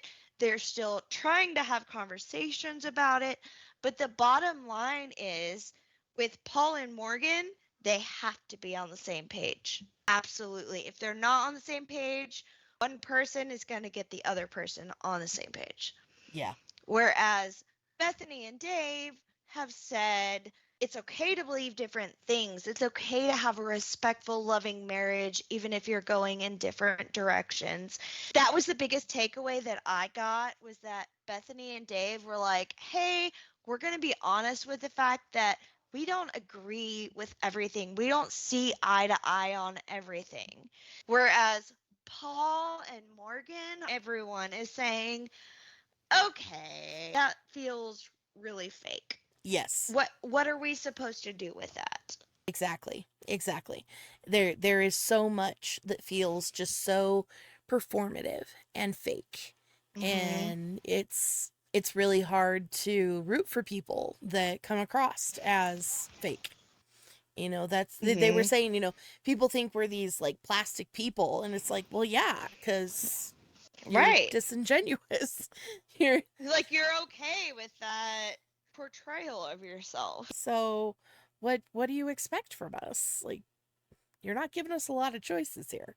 So what do you think was the biggest takeaway that Paul and Morgan wanted people to see versus the takeaway that Bethany and Dave wanted people to see? So I think Paul and Morgan wanted to seem more normal.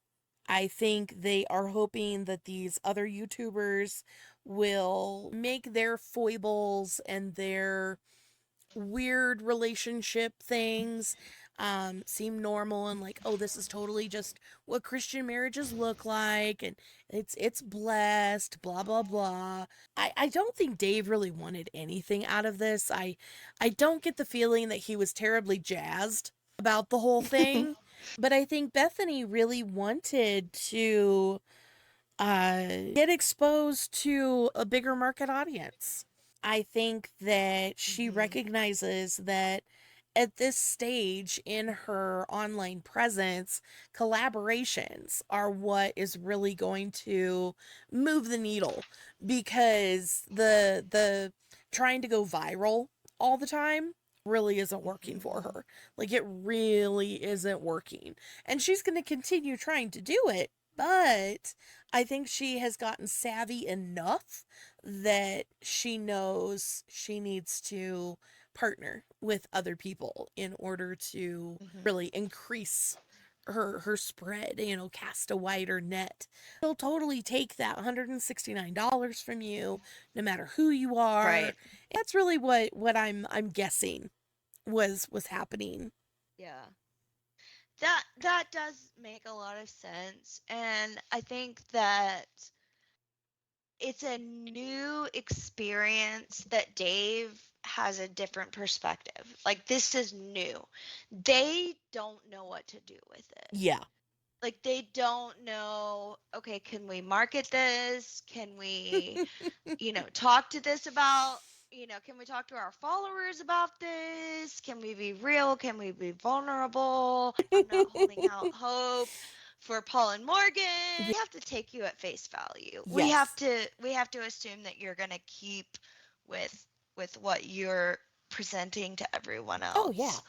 It's both parts frustrating and intriguing to watch the shit show dumpster fires merge together and try to have a conversation, because most of them are just used to monologuing. I really appreciate the places where Bethany and especially Dave were reading Paul and Morgan for filth, and Paul would get so freaking defensive. Like, that man, he is God's specialist little snowflake. So it'll be interesting to see what they do on their like Instagram for the next week. Oh, because they dragged Isaiah so hard, and I'm going to be really interested to see if they, especially with Dave. This has been a super fun conversation. Right? This was a very much anticipated video. And like, I've been doing the strong-willed child, and that is like incredibly triggering, like traumatizing material for me, because it's, you know, it's how I was raised. And my parents were like, look, Strong-Willed Child is such an amazing book. Look how well behaved our child is. And I'm like, thanks, I guess. It's so hard to slog through those sometimes, and being able to do a little bit of, you know, trash reality TV dishing is such a necessary balm in the middle of everything. Exactly. So I am going to wrap it up for the haters. You can find us on our socials, which are on the YouTube page or in the episode notes on the podcast platforms. We will be back soon with the final installment of the Strong-Willed Child, so we can see what to do about those pesky teenage years. And of course, make sure to like the video on your way out. Subscribe if you really like us and you would like to see more of this kind of content. Give us comments. Let us know what you think. What do you think Dave and Bethany versus Paul and Morgan got out of it? Love to hear from you. Have a wonderful weekend. See you soon.